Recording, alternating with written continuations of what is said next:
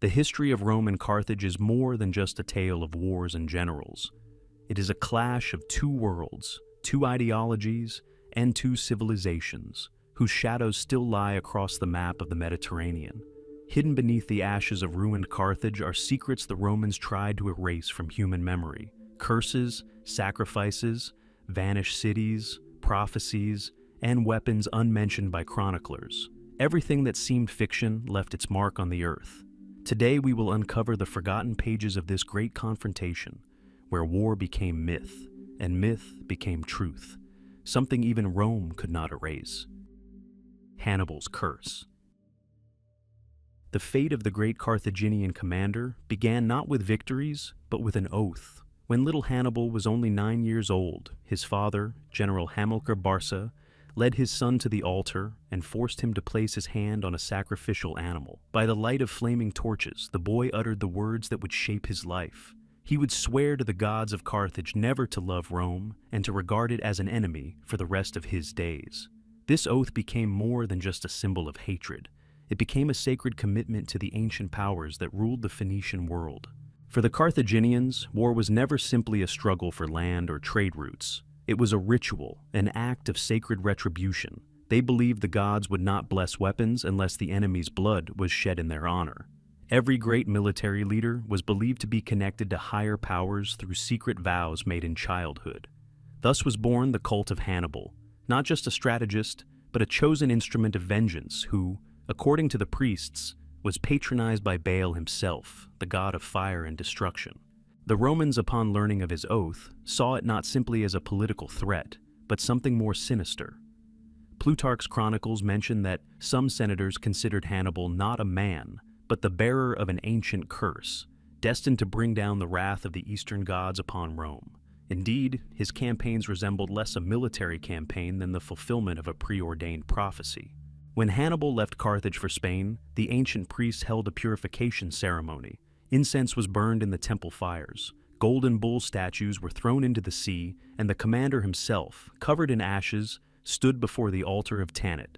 It was believed that the spirit of war entered him then, making him invincible. But along with this power came a shadow, the weight of that very curse that promises victory only through death. Many historians have tried to understand why a childhood oath possessed such power, but in the ancient world, a vow made to the gods could not be broken, even after death. Breaking it was considered not just a sin, but a catastrophe capable of destroying an entire lineage. Therefore, Hannibal, having lost to Rome, could not return to Carthage as a man. He became a bearer of misfortune, a living reminder of the wrath of the gods who had turned their backs on the city. The curse followed him throughout his life. After his defeat at Zama, he wandered through foreign lands, Syria, Bithynia, Pergamon, and everywhere he was considered a man haunted by shadows. Chronicles say he dreamed at night of Rome, burning but not dying. He said that every time he tried to forget his oath, the bull of Bull rose from the sea, demanding sacrifices. A strange account survives in Roman records. One of the Carthaginian prisoners recounted that after the Battle of Cannae, Hannibal did not celebrate his victory. He stood for a long time on a hill, looking toward Italy, and said, "My arms brought me glory, but they took my soul." The Romans recorded these words as a sign that Hannibal himself understood that his war had become an eternal cycle, where victory turned into loss. The oath he swore as a child transformed him not just into an enemy of Rome, but into a symbol of the very idea of vengeance. For the Romans, he became the embodiment of destruction. For his own people, a martyr to fate. When he committed suicide by poison, it was considered his final act of loyalty to the gods. He denied Rome the satisfaction of seeing him captured. In the eyes of the ancients, this act was not a defeat, but the completion of a ritual, the repayment of a debt. But the darkest part of the legend lies elsewhere. After his death, the priests of Carthage performed a secret ritual to prevent the commander's spirit from leaving the land of his enemies. They mixed the ashes of the victims with seawater and buried them at the foot of the ancient temple of Baal. It was believed that as long as this land existed, Rome would remember Hannibal's name. Later, when the Romans destroyed Carthage, they nevertheless found a stone slab with an inscription translated as, "Hatred is immortal." This slab was taken to Rome and kept for a long time in the Temple of Jupiter as a trophy. But decades later, it disappeared. Chronicles claim that one night, guards heard a strange hum, as if a wind were passing through the stone. From then on, the Romans avoided mentioning Hannibal's name in religious rituals, believing it to bring bad luck. Today, archaeologists debate whether the slab actually existed or is merely a legend. But the fact remains, no name in Roman history was spoken with such fear. Hannibal's oath became not just a man's story, but a reminder that the ancient world lived by laws where a word spoken at the altar carried more power than an army. And if ancient Phoenician texts are to be believed, anyone who breaks an oath to the gods is condemned to wander between worlds. Therefore, perhaps Hannibal's spirit still finds no peace, wandering where his army once camped. The wind in the Alps still carries the whispers of an ancient hatred, one that began with a child's oath and became an eternal curse for two civilizations. Sacrifice before the campaign. In Carthage, war never began with weapons. It began with fire. A few days before the Great March on Rome, the priests of Baal prepared the city for a sacred ritual in which blood became the key to victory. People believed that the fate of an army was decided not on the battlefield, but at the foot of the temple, where a bronze idol stood with raised arms. At dawn, when the sky turned crimson, warriors, their families, and the city's elders flocked there. They all knew that before the campaign, the gods had to be appeased. Otherwise, the sea would block the way, and the mountains would close the passage. Sacrifices to Baal and the goddess Tanit were part of an ancient Phoenician cult dating back thousands of years. The Carthaginians believed these deities controlled the winds, the outcome of battles, and the fate of the city itself. In the days when Hannibal was preparing for his campaign against Rome, the streets were eerily quiet. Chronicles mention priests visiting the homes of noblemen and demanding offerings, gold, silver, grain, and sometimes, most terrifying of all, firstborn children. According to Roman sources, that year, the fire in the Temple of Baal burned continuously for 7 days and 7 nights. Gifts, animals, textiles, jewels were brought from every part of the city. But on the last day, when the moon turned red from the desert dust, a ritual began that even Rome's enemies spoke of with horror. Torches stood in the squares, and people witnessed children being led to the temple, those called pure souls. They weren't considered perishing. They were called messengers, and the priests believed that through them, Carthage would receive a power feared even by the gods. Archaeologists have long debated whether this is true. In the 20th century, numerous urns containing the charred bones of infants and animals mixed together were discovered in Tunisia. Some inscriptions bore a single word, molk, which meant sacrifice, in ancient Phoenician. Scientists long tried to explain these finds as burials of children who died a natural death. But the distribution of the bones and traces of fire suggested something else, a ritual in which sacrifice was part of military magic. Hannibal was not a priest, but he understood that without this ritual, the army would not rise. The Carthaginians believed that if the gods did not accept the sacrifice, the entire campaign would be doomed. So that night, when the last fire on the altar died out, Hannibal himself approached the temple. Chronicles claim that he placed his father's sword and a cup of wine on the altar, a symbol of blood and the peace he was about to break. In response, the priest of Baal sprinkled him with oil and spoke words meaning going to death for glory. When he left the temple, the people were silent. Only the flames reflected off their bronze shields. It was believed that after the sacrifice, the very air around Carthage was filled with power. Sailors claimed to have seen pillars of fire above the temple, and warriors swore they heard the cries of children at night, turning into the bellowing of bulls. For the ancient world, this was a sign. The gods had accepted the offering. However, many believed that a curse had been placed on Carthage at that very moment.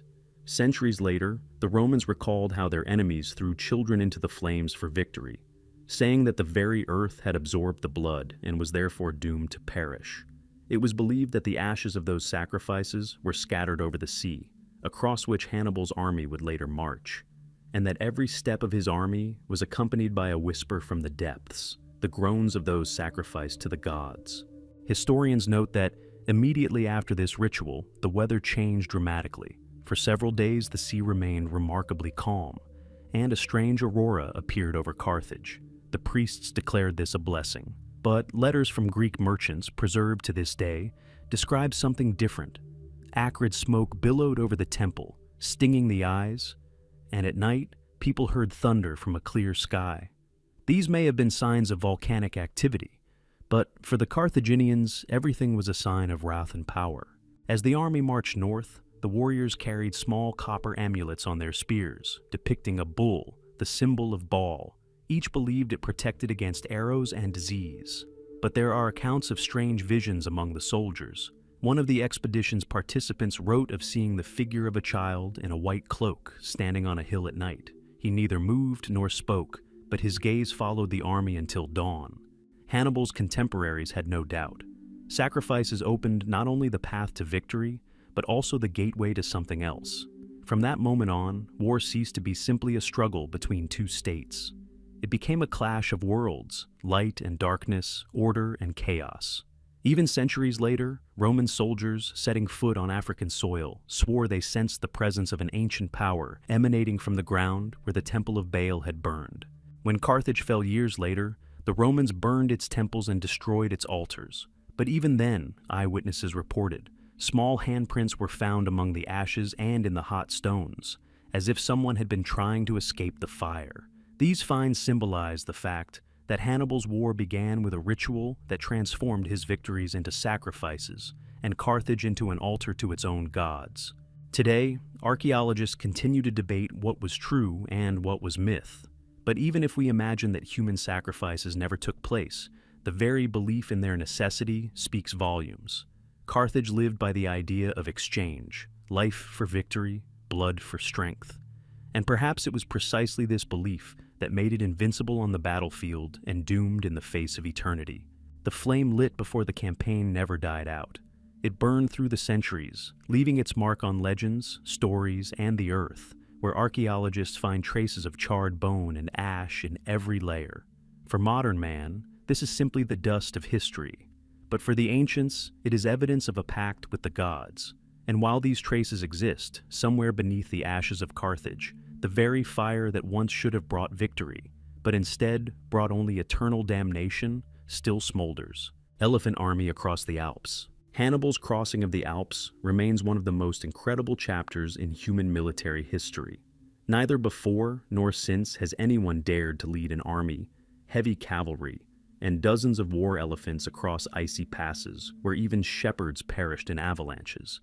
And yet, in the autumn of 218 BC, when Rome believed Carthage was finally back to the sea, something the world had never seen before emerged from the mists of the southern mountains. It was not just an army.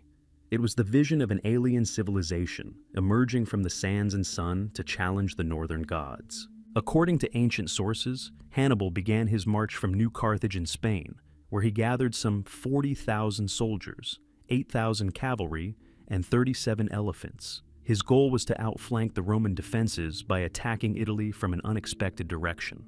The plan seemed madness. Rivers, mountain gorges, avalanches, frost, and famine lay ahead. Even his allies doubted that man could go where the gods could not. But for Hannibal, this was more than just a strategic decision. In his culture, a campaign was a test of fate, a gift and a challenge at once. He believed that the more terrifying the journey, the greater the favor of Baal. During the first days of the march, the army still felt the warmth of the Spanish sun. But the further north they went, the more the air changed. It became dry, cold, and filled with the smell of snow and rot.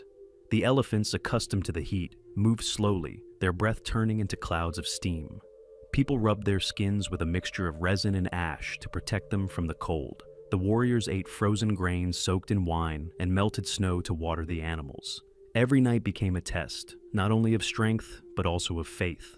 Hannibal often climbed to the highest ledges, observing the movement of the columns. It was said that during those moments he stood motionless, as if conversing with the mountains. Legend has it that before entering the Alps, he performed a secret ritual, a sacrifice to the mountain spirits, made at a river whose waters were considered the boundary of the world of the living. A white bull, a symbol of purification, was sacrificed. It was believed that without this offering, the Alps would not open. The march lasted more than 2 weeks. The mountains seemed endless. The snow blinded the eyes, and the wind howled as if warning of danger. At every pass, the army lost men and animals. Sometimes, a road had to be cut right through the ice. Warriors lowered elephants down slippery slopes, wrapping ropes around their feet and stuffing fresh hides under their hooves. Many died, but the animals continued on, as if sensing the will of the man who was guiding them through the impossible.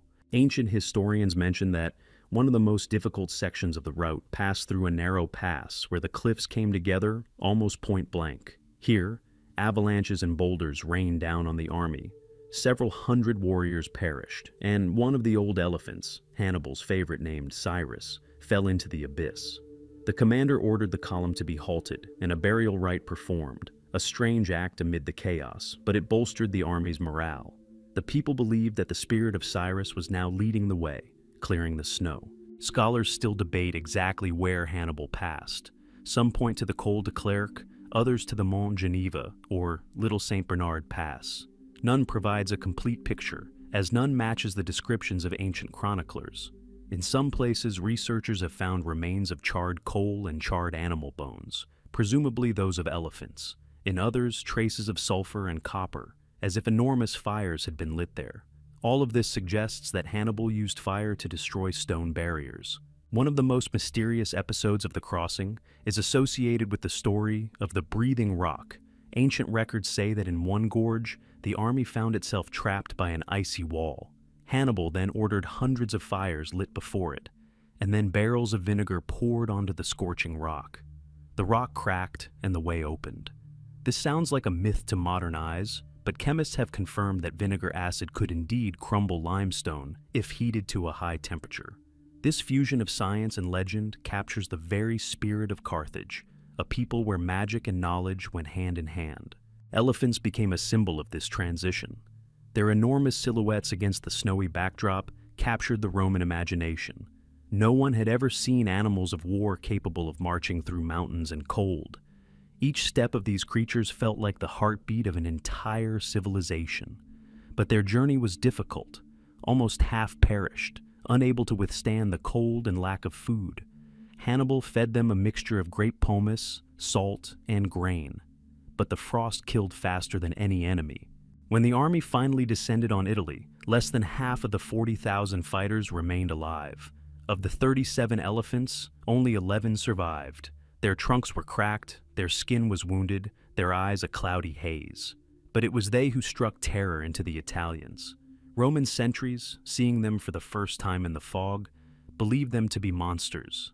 Thus began the legend of foreign beasts bringing death.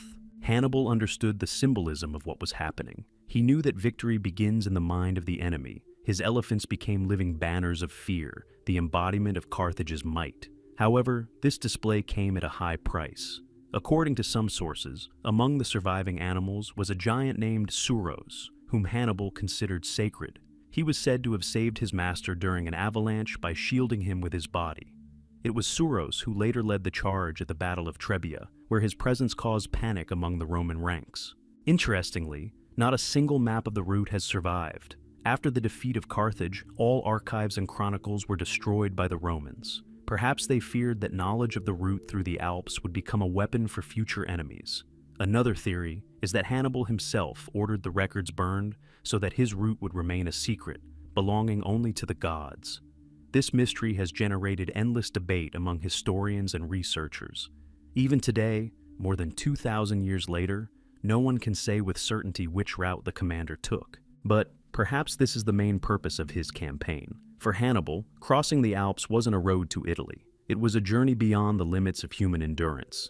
He wanted to prove that will is stronger than the cold, fear stronger than death, and destiny isn't something written in the stars, but something a person carves in stone with their own steps. Archaeologists studying the traces of his campaign sometimes find strange charred areas in the mountains, where, even after centuries, no grass grows.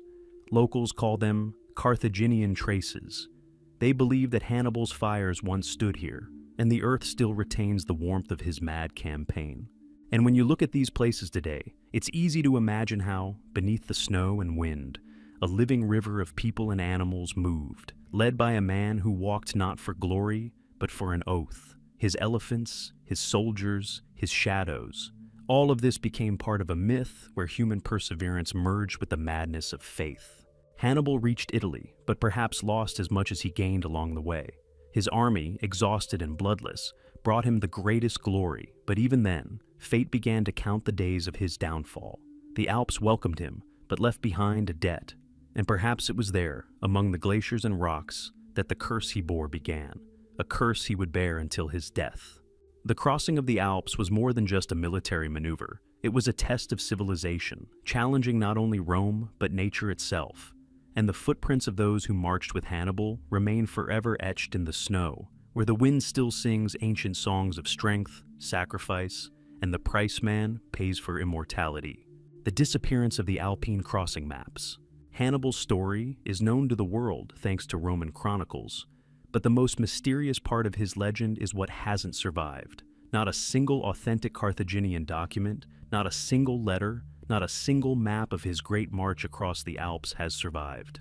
All records that could have indicated the route the army took are lost. Even the name of the pass remains a matter of debate. Scholars have debated it for centuries, but the truth seems deliberately concealed, as if someone did everything possible to erase traces of this route, not out of oblivion, but out of fear. After the defeat of Carthage, Rome banned all mention of Hannibal, except that which favorably portrayed him as a monster. But there was other evidence, Phoenician texts kept in the sanctuaries of Baal and Tanit. According to Greek merchants, they contained precise records of the route, as well as the coordinates of the army's secret supply caches. These archives disappeared after the destruction of Carthage in 146 BC.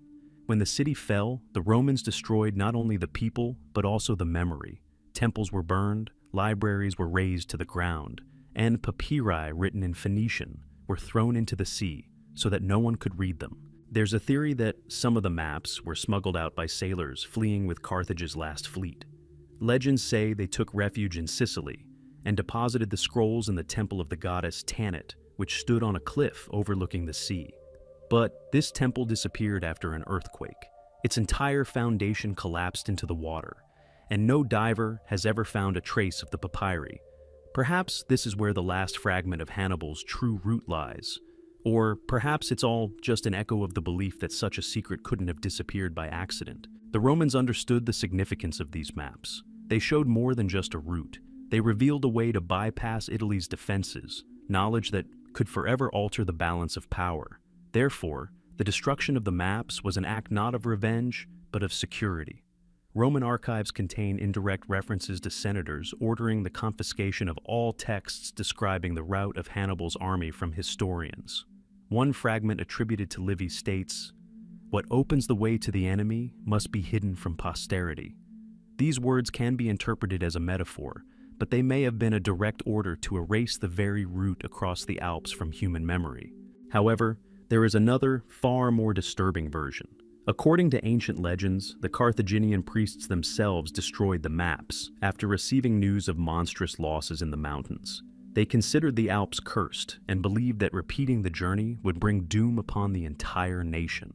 Some scribes recorded a prophecy: whoever sets foot on the ice road again will rain fire upon the house of Baal. These words seem to foreshadow the fate of Carthage, which was burned decades after that campaign.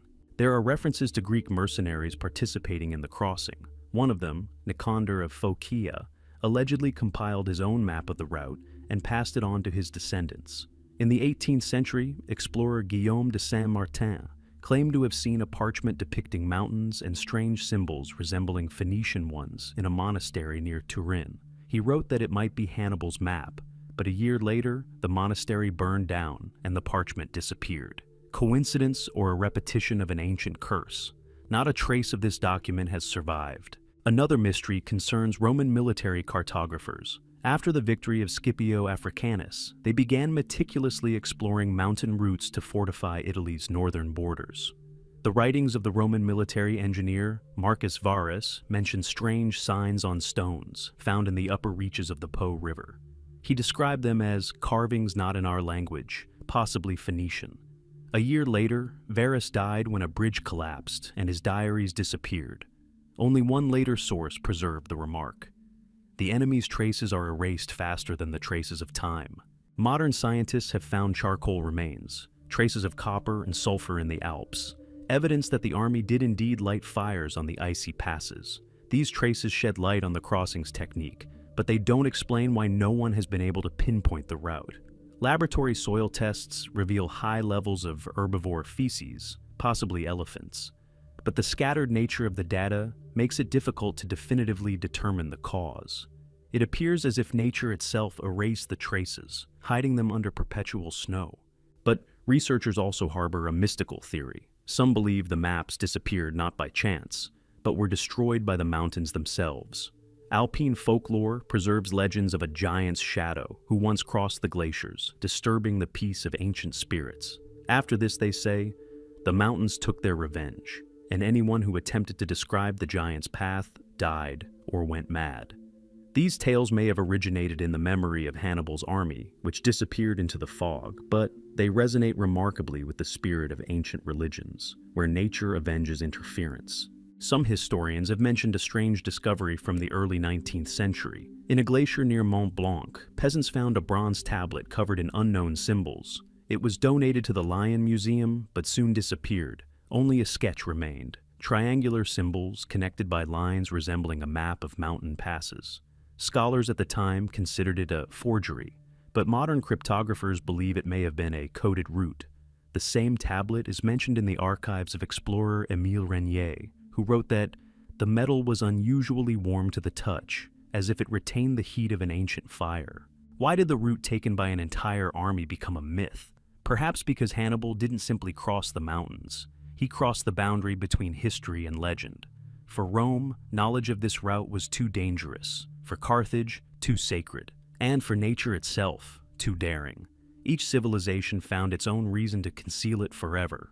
Yet, in every era, there have been those who have sought to recover the lost maps.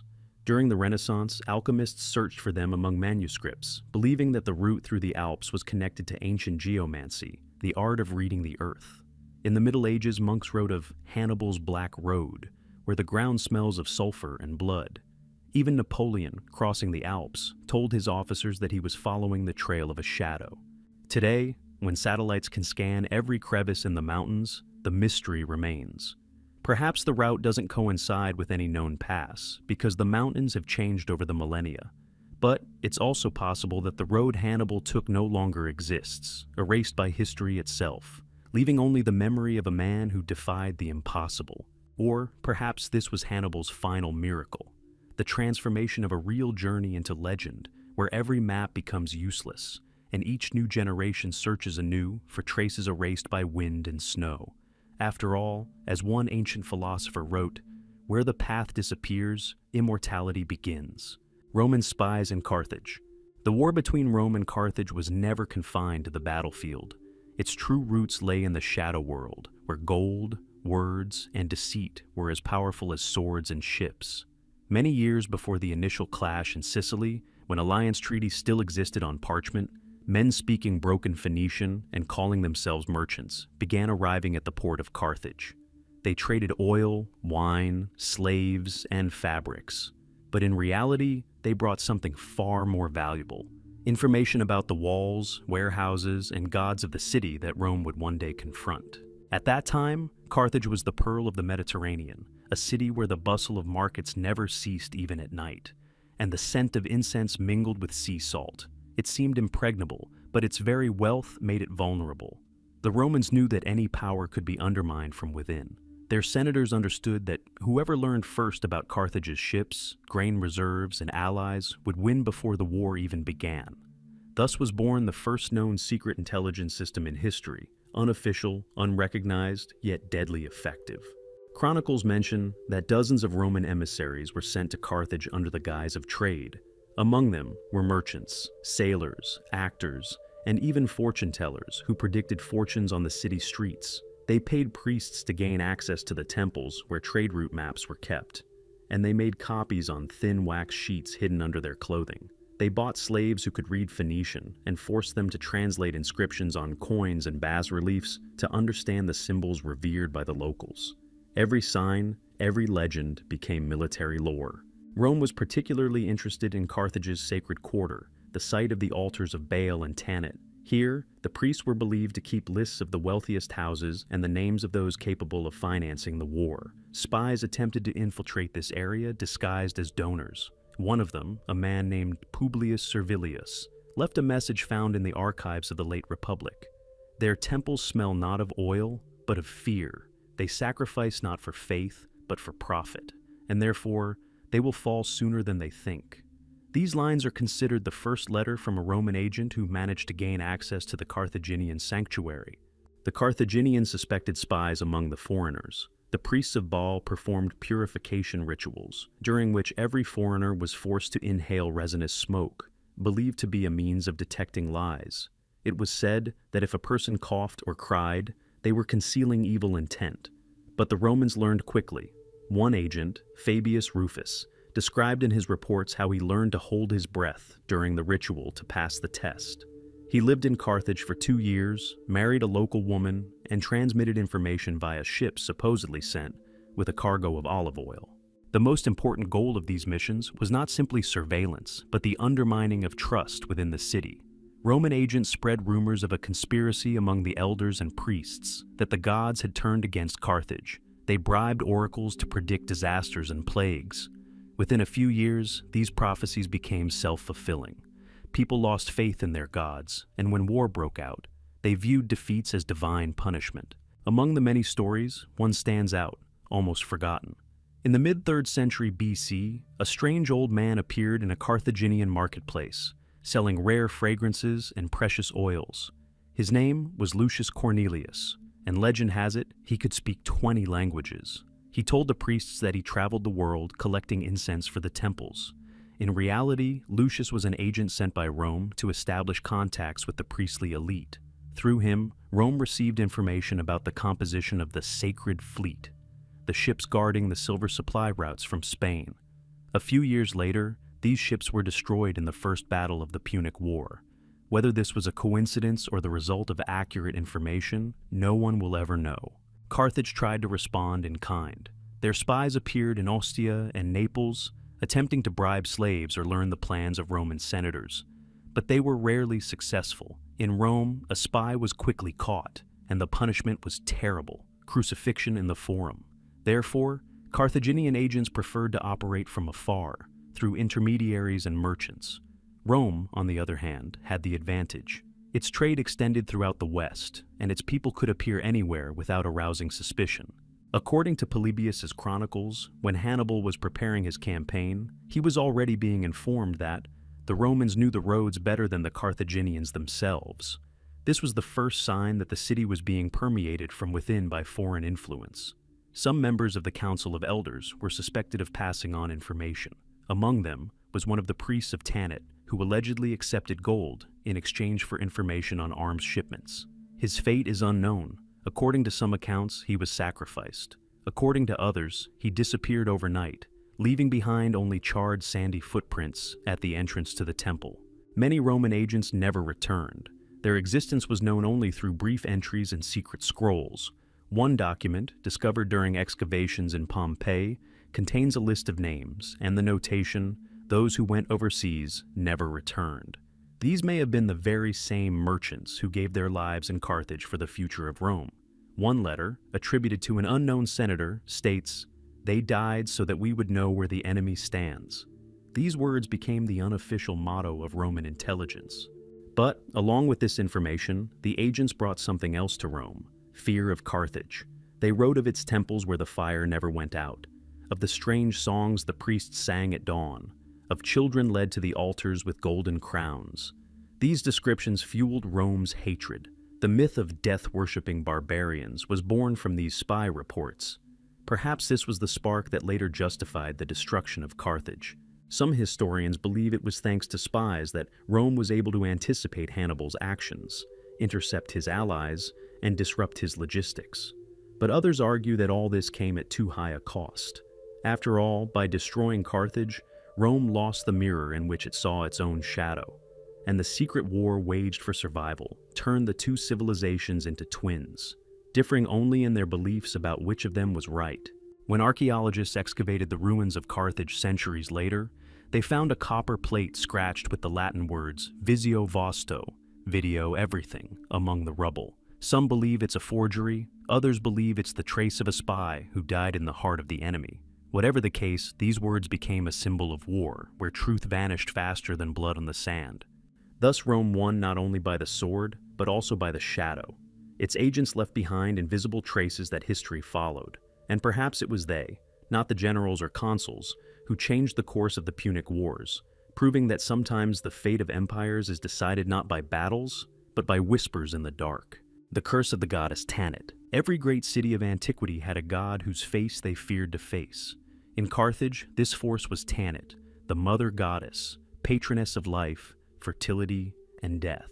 She was depicted with her arms raised, and above her head shone the sign of a crescent moon and star. For the people of Carthage, she was more than just a deity.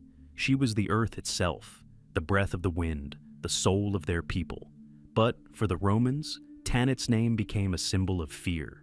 They believed it was she who cast a curse on anyone who raised a hand against Carthage.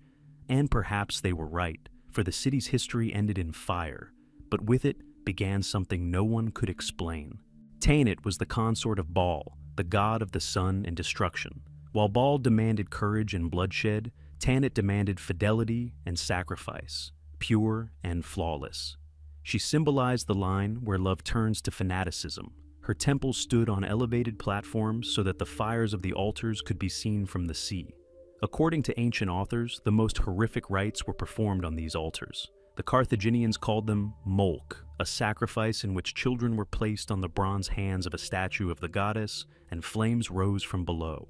The Romans recorded these scenes as proof of the enemy's barbarity. But the Carthaginians themselves saw this act not as murder, but as a sacred pact. Tanit was believed to accept only those pure from sin and return their souls to the city, transforming them into protection. Therefore, the fire at her altar wasn't considered a curse. It was a portal between worlds. People believed that it was the spirits of the sacrificed children who later protected Carthage from storms and wars. Archaeologists have discovered hundreds of clay urns containing ashes and charred bones in the ancient Tophet region. Many of them are decorated with the goddess's symbol, a triangle with a crescent moon. Research has shown that these remains span several centuries. This means that the cult of Tanit existed throughout Carthage's history, from its founding to its fall. But there is a strange coincidence. In layers dating back to the final decades before the city's destruction, the number of victims suddenly increased. Perhaps the inhabitants were trying to appease the goddess, sensing the end was approaching. A legend has been preserved among the Roman chronicles that, during the final siege, the Carthaginians performed the great rite of Tanit. The fire in the temple burned for 9 days. On the 9th day, the sky turned red, and a fog rose from the sea, obscuring the shore. The following day, the Roman fleet, anchored nearby, encountered a violent storm. Dozens of ships sank, and only one returned to harbor, where sailors swore they saw a woman's face in the waves, smiling amidst lightning. It was Tanit, the goddess whose curse, according to legend, began on that very day. After the fall of Carthage, the Romans destroyed its temples and covered the altars with salt, preventing anything from growing on the land. But legends say that not a single legionary who participated in this desecration lived to old age. Many returned home wild-eyed, seeing fiery shadows at night. One centurion wrote, "When I threw salt on the soil of Tanit, I heard a child crying beneath it." Perhaps it was just imagination, but fear of the goddess remained even among those who believed in no deity. Interestingly, decades after the city's destruction, strange phenomena began to appear in Rome.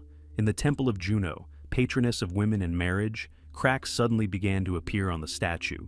The priests said this was a sign of the wrath of another goddess, desecrated on foreign soil. That same year, a fire broke out in the capital, destroying part of the capital. The people whispered that this was Tanit's vengeance, coming from Africa.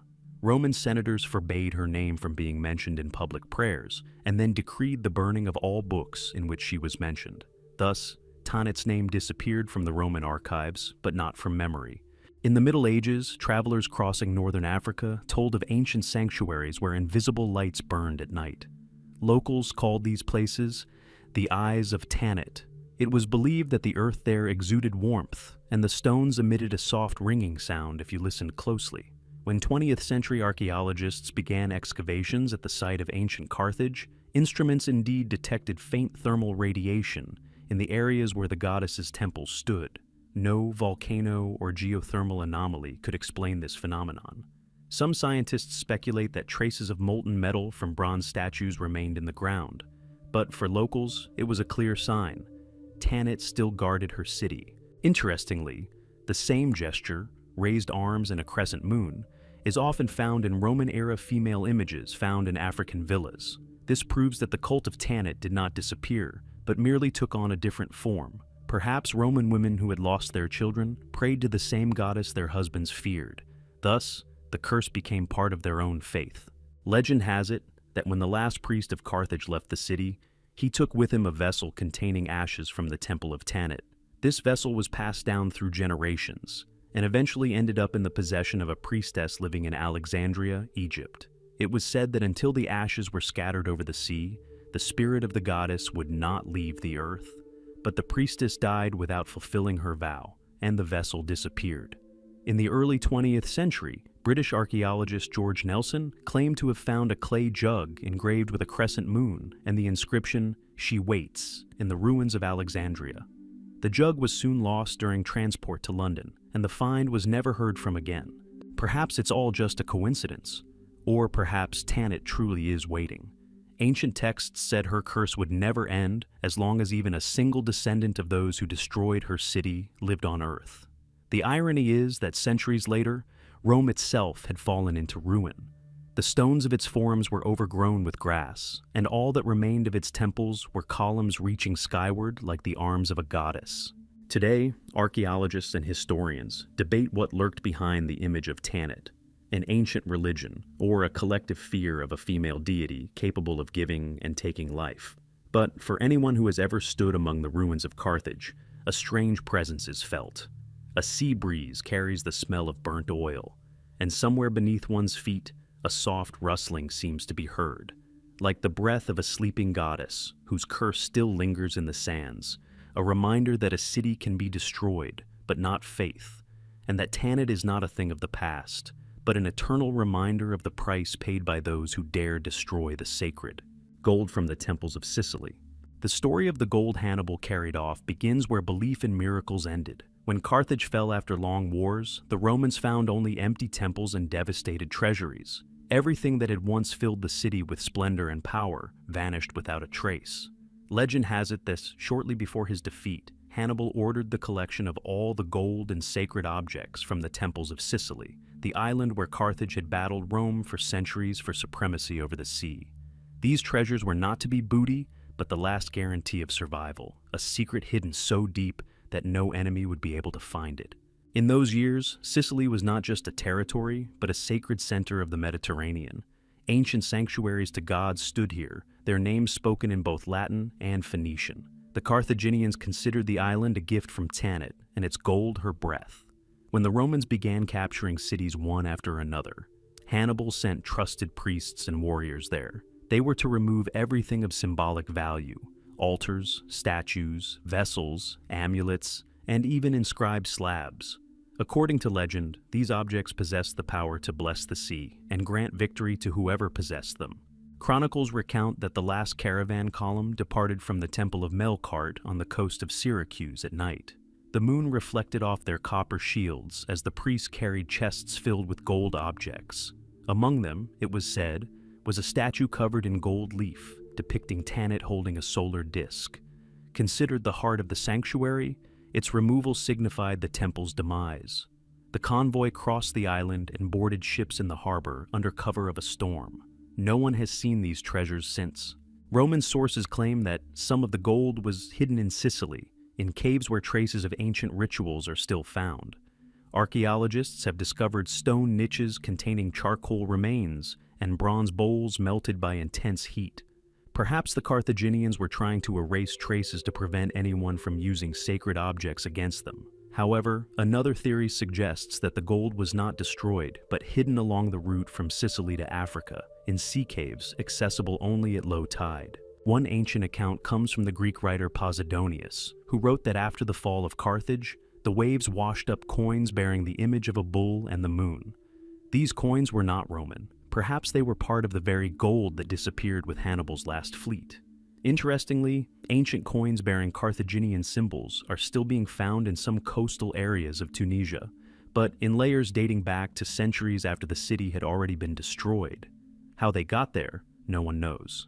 Legend has it that, before his defeat, Hannibal sent ships not to Carthage, but westward toward the Spanish coast. He believed that his descendants would one day return to claim their legacy. An old letter found in a medieval monastery mentions black chests with the seal of Tanit, buried in a cave where the sea sings at night. The monks considered this text a myth, but the location described is remarkably similar to a real bay on the coast of Andalusia, where narrow underground tunnels open up at low tide. Inside these tunnels, archaeologists have found traces of ancient fires and remnants of the resin the Phoenicians used to seal vessels. The Romans searched for this gold for decades. After defeating Carthage, they sent expeditions to Sicily, North Africa, and even Spain, but none were successful. Senators called it the gold of the curse, believing it had disappeared by the will of the gods. There was even an order not to raise ships found off the coast of Carthage if they bore the signs of Tanit, the crescent moon and star. People feared that, along with the treasure, they would incur the wrath of the ancient goddess. In the 19th century, the French explorer Auguste Deschamps, during excavations near Syracuse, discovered a fragment of a mosaic depicting a woman holding a cup and an inscription in Punic. The translation read, "She sleeps beneath the sea, where the stars do not see the sun." The scholar was certain this referred to the hidden treasures of Tanit. A month later, he perished during a storm off the coast of Tunisia when his ship suddenly caught fire. After his death, all materials and artifacts he had recovered disappeared from the archives.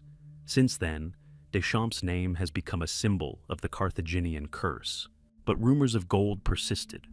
In the 20th century, Italian divers exploring the coast between Palermo and Tunis reported an underwater chamber lined with stone blocks and decorated with carvings of moons and bulls. One of them claimed to have found an amphora containing traces of gold dust inside, but when he attempted to bring it to the surface, the amphora collapsed.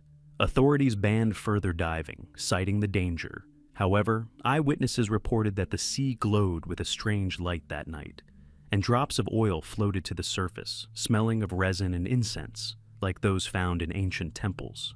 For Carthage, the gold of the temples was more than just wealth. It held a symbol of faith, the legacy of a people who considered themselves chosen by the sea. The loss of these treasures meant not only economic ruin, but also spiritual death. It was said that each object contained a particle of the goddess Tanit's soul, and until the gold was found, her wrath would not be appeased. There was a prophecy. When the sun is reflected in the gold of the temples again, the city will rise from the ashes. Many researchers have attempted to decipher this prophecy, linking it to the revival of Carthage during the Roman era, when a city was rebuilt on its site. However, not a single temple of Tanit was ever restored. Perhaps this is why the new settlement never achieved its former glory. Today, the gold from Sicily's temples remains one of the most unsolved mysteries of the ancient world.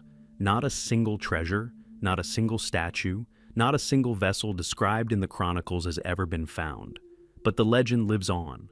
Sailors sailing between Sicily and Tunisia sometimes report that at night the water there seems to glow from within, as if lamps were burning beneath the waves. They call it the fires of Tanit. And fishermen claim that when their nets touch the bottom, they hear a soft ringing sound, as if the gold beneath them were singing. Perhaps it's just a play of the winds and currents, or perhaps the gold truly is waiting for its time, the moment when someone with a pure heart dares to bring it back to light. But if the ancients were right, whoever raises it from the sea's depths will awaken not treasures, but a goddess whose curse still stretches from Sicily to Africa, linking two civilizations lost in fire and sea. Unknown disease in the camp. The history of the Second Punic War holds many unsolved mysteries, but none raises as many disturbing questions as the outbreak of a strange disease that swept both camps before Hannibal's final battle, the Battle of Zama. It was the autumn of 202 BC, when the dust of the African plains was thick with fear and tension. The two armies stood facing each other, separated by miles of scorched earth, awaiting the dawn that would decide the fate of two civilizations. And then, out of nowhere, death appeared, silent, invisible, sparing neither warriors nor animals. At first, it all seemed random. Several Carthaginian soldiers felt weak and feverish. Their skin became blotchy, their eyes bloodshot. Doctors attributed this to the long march, dehydration, and heat. But within a day, the illness had engulfed entire units. Men lost strength, fell on the ground, and by evening their bodies began to turn blue, as if the flame of life was cooling within them. By morning, the camp was filled with the smell of rot. The priests lit fires, fumigating the tents with incense smoke, and declared the gods angry. The nearby Roman camp faced the same horror. Scipio Africanus' soldiers began to fall ill at the same rate. Chronicles describe identical symptoms: fever, mental fog, black spots on the skin, and sudden convulsions. The disease spared no one. Both ordinary legionaries and officers died. Within 3 days, both armies had lost thousands of men. The fighting ceased, and an ominous calm set in. Even the animals that fed on the corpses died after a single night on the field. No one knew what it was. Some believed the land itself had brought the disease. The sand beneath Zama was red, saturated with iron, and when the wind stirred it, it turned the horizon into a bloody haze. It was believed that the spirits of fallen warriors rose up with the dust. Legends claim that on those nights pale lights were seen floating between the tents above the camps, and a hum like muffled voices was heard. But there were other, more mundane explanations for this catastrophe. Historians speculate that the disease could have been a form of plague or anthrax. Letters from Greek mercenaries mention that the water in wells began to foam and smell of sulfur. Perhaps the springs were contaminated, and the wind carried the disease spores to both sides of the camps. There is evidence that the area contained deposits of sulfur rocks that emit toxic gases, especially in extreme heat. But in ancient times, such phenomena were perceived as divine punishment. The priests of Carthage attempted to appease the gods' wrath. On the evening of the 5th day, they held a sacrifice. They threw silver vessels and the bodies of dead warriors into the fire, lest their souls return in their sleep. Hannibal stood by the fire and watched as the flames consumed his army. According to ancient chroniclers, he said nothing, merely pressing his hand to his chest, as if trying to contain something within, whether pain, fear, or the realization that he had witnessed the end. Scipio, too, was not immune to doubts. His doctors advised retreat, but he ignored them. One surviving fragment of Livy tells how Scipio dreamed that night. A man in purple robes appeared to him, his face covered in ashes. He said, "Fear not the disease, for it is not yours, but theirs." That morning, the disease indeed began to recede in the Roman camp. Men recovered, but the bodies of the Carthaginians continued to darken and crumble to dust. This became a sign to the legionaries that Rome was blessed and Carthage cursed. But there were also those who saw in this not the will of the gods, but a trace of magic. Later, records were found in Roman archives of black priests, captives who arrived with Hannibal from East Africa. It was believed that they carried with them vessels containing ashes and herbs that, if set on fire, could cause pestilence. Perhaps this was an early form of biological warfare, smoke poisoning the air, but there is no evidence. Not a single vessel was ever found, and the priests mentioned in the chronicles disappeared during the battle. Some modern researchers see parallels in this story with ancient epidemics caused by ergot poisoning or poisonous plants. Hannibal's camp made bread from local grain, and it may have been this grain that caused the mass poisoning. But how can we explain the same disease affecting the Romans, who ate supplies brought from Italy? This remains an open question. Among the archaeological finds in the vicinity of Zama are strange traces. At the site of Hannibal's camp, the soil still contains high levels of sulfur and copper. When archaeologists began excavations in the mid-20th century, they began experiencing skin rashes and headaches. Work was forced to stop. The soil seemed dead. No grass grew on it, and instruments detected faint thermal radiation, as if chemical processes were occurring underground. Scientists attributed this to natural factors, but local residents avoided the area, claiming to hear rustling sounds at night, as if someone was breathing underground. One legend says the disease was sent by Tanit to protect Carthage from a dishonest world. Priests believed the spirits of dead warriors transformed into a wind, bringing death to their enemies. According to legend, it was this wind that later destroyed the Romans' harvests in Africa, causing starvation among the troops. Perhaps this is merely a symbolic explanation for the epidemic, but the coincidences are too precise to ignore. Illness changed everything. Hannibal, having lost part of his army, was forced to rush into battle to prevent death from destroying his men without glory. Scipio, too, understood that time was working against them both. Thus, illness became an invisible participant in the battle, a third party, indifferent to gods and men.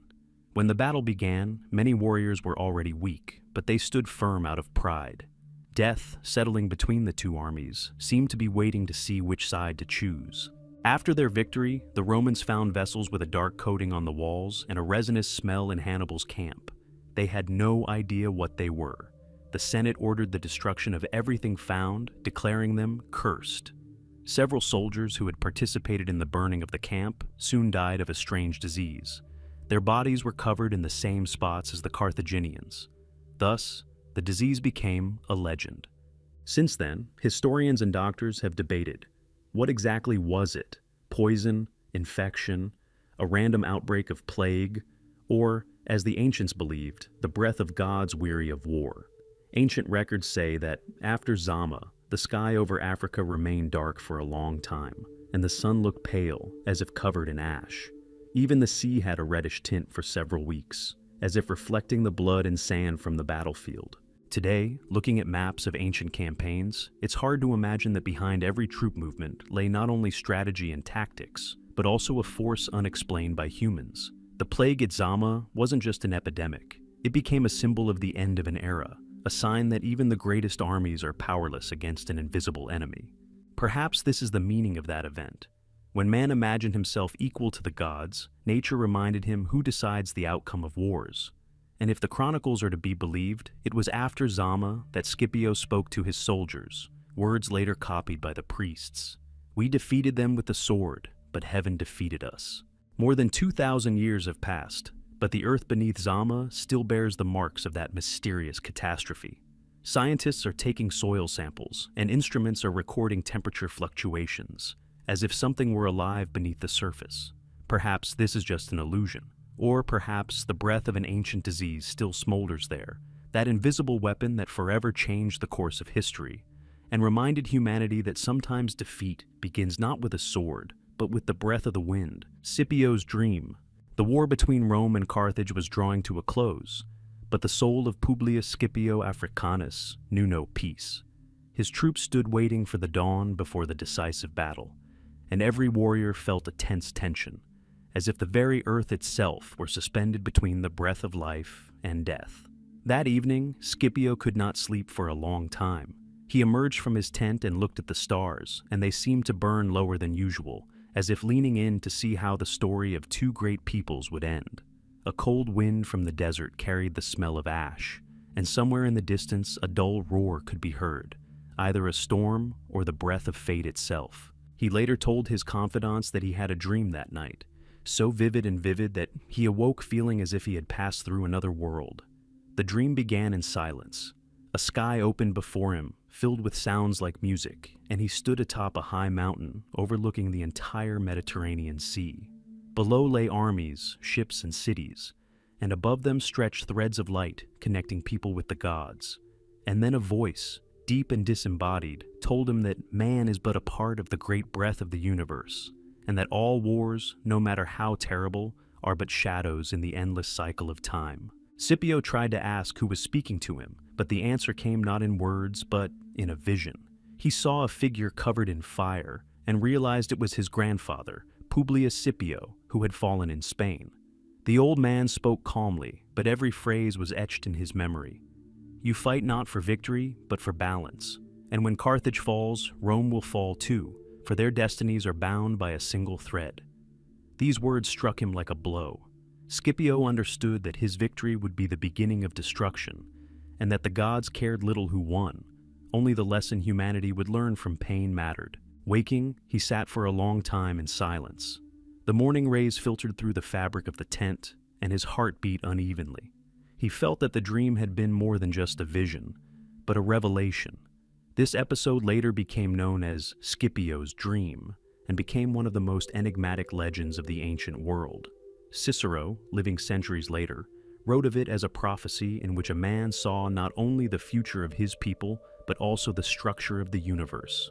Some chroniclers claimed that after this dream, Scipio changed. He stopped talking about glory, avoided talk of triumph, and just before the battle, he addressed his troops with a speech that contained almost no martial language. He spoke of fate, of duty, of how victory belonged to no one but the gods. The soldiers listened to him in bewilderment, but his voice rang with strength, as if he already knew the outcome. When the Battle of Zama began, many Roman officers remarked on Scipio's strange calm. He seemed to foresee every movement, as if he stood above the field and directed his troops from another height.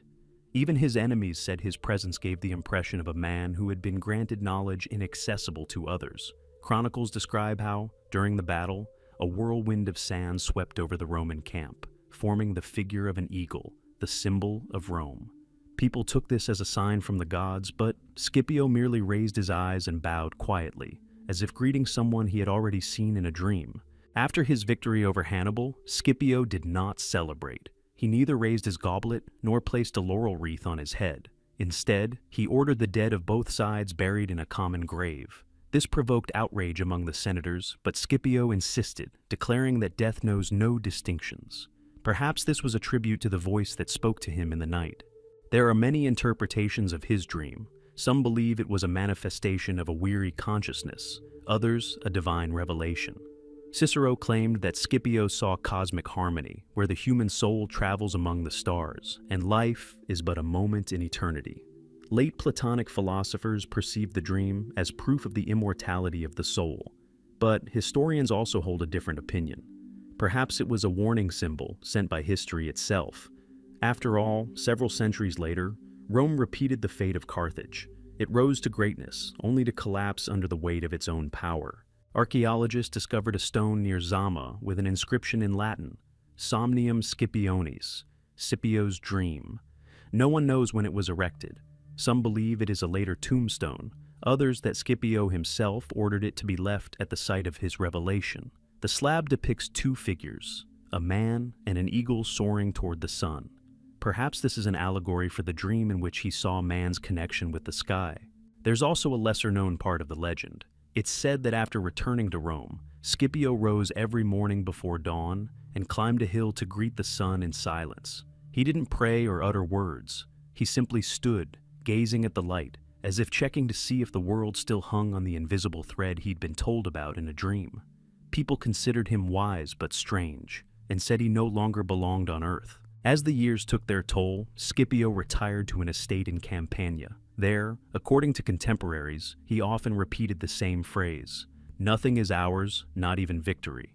Before his death, he refused official honors and forbade burial in Rome. He wanted to remain far from the city, whose glory he knew would one day crumble to dust.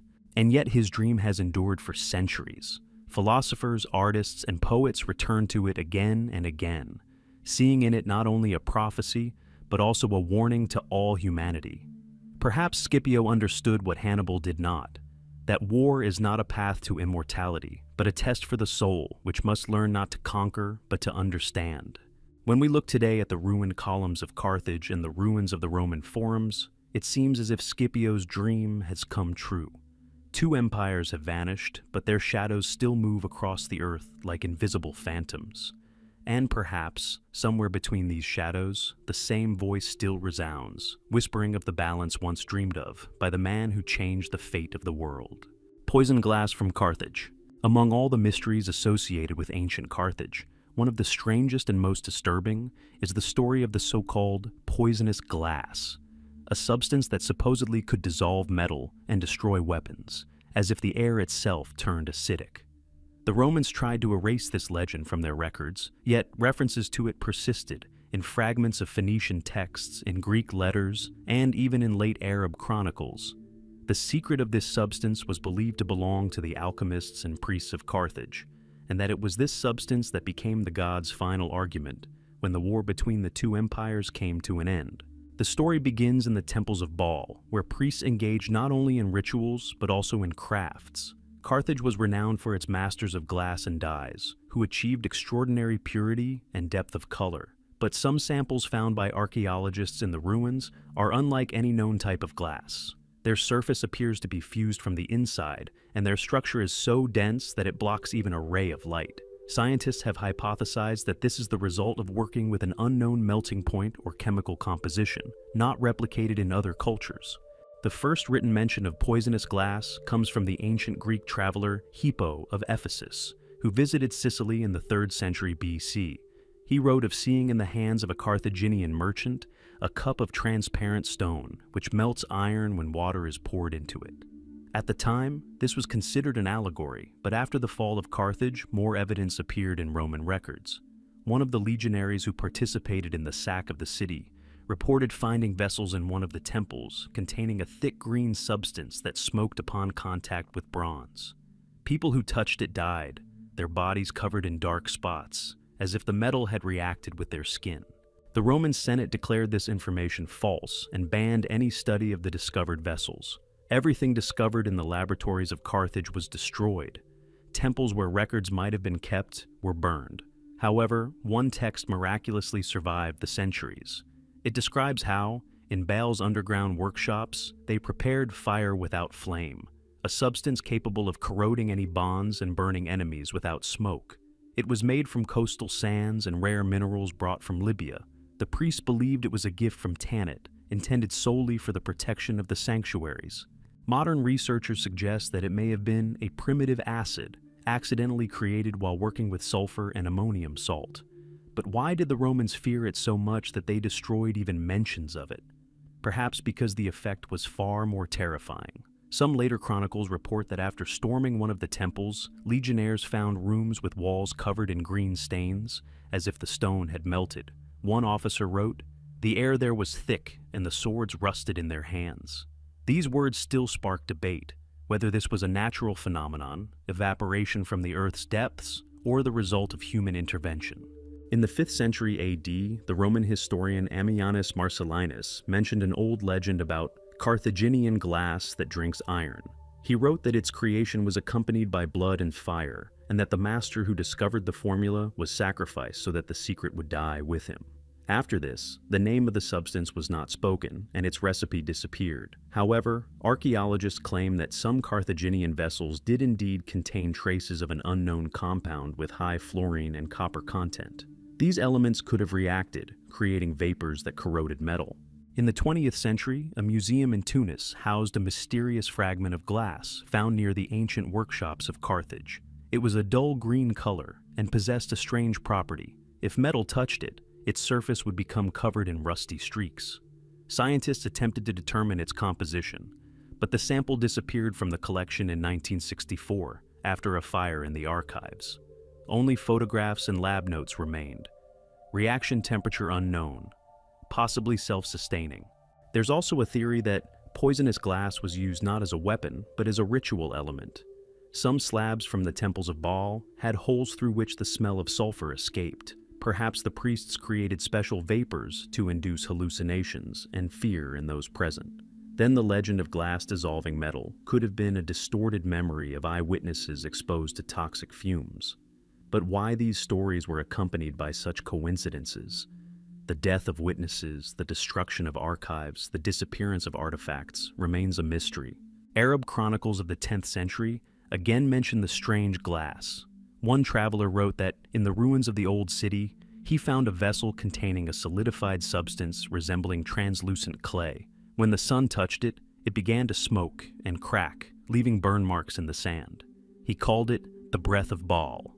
The locals buried the vessel again, saying that such things should not be disturbed, lest they awaken the wrath of the ancient gods. Some modern chemists believe the Carthaginians may have accidentally created a substance similar to hydrofluoric acid, a rare compound capable of destroying glass and metal. If this is true, their level of craftsmanship was incredible. But if they did use this substance deliberately, it would indicate that Carthage possessed knowledge that was millennia ahead of its time.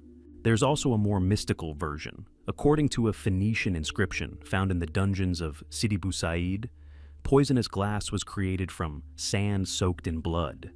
Alchemists mixed the ashes of human bones with minerals, believing that the soul, liberated through fire, imbued the substance with destructive power. Thus, it became not just a chemical, but part of a ritual. It was believed that breaking a vessel containing such glass would release the spirits of the dead.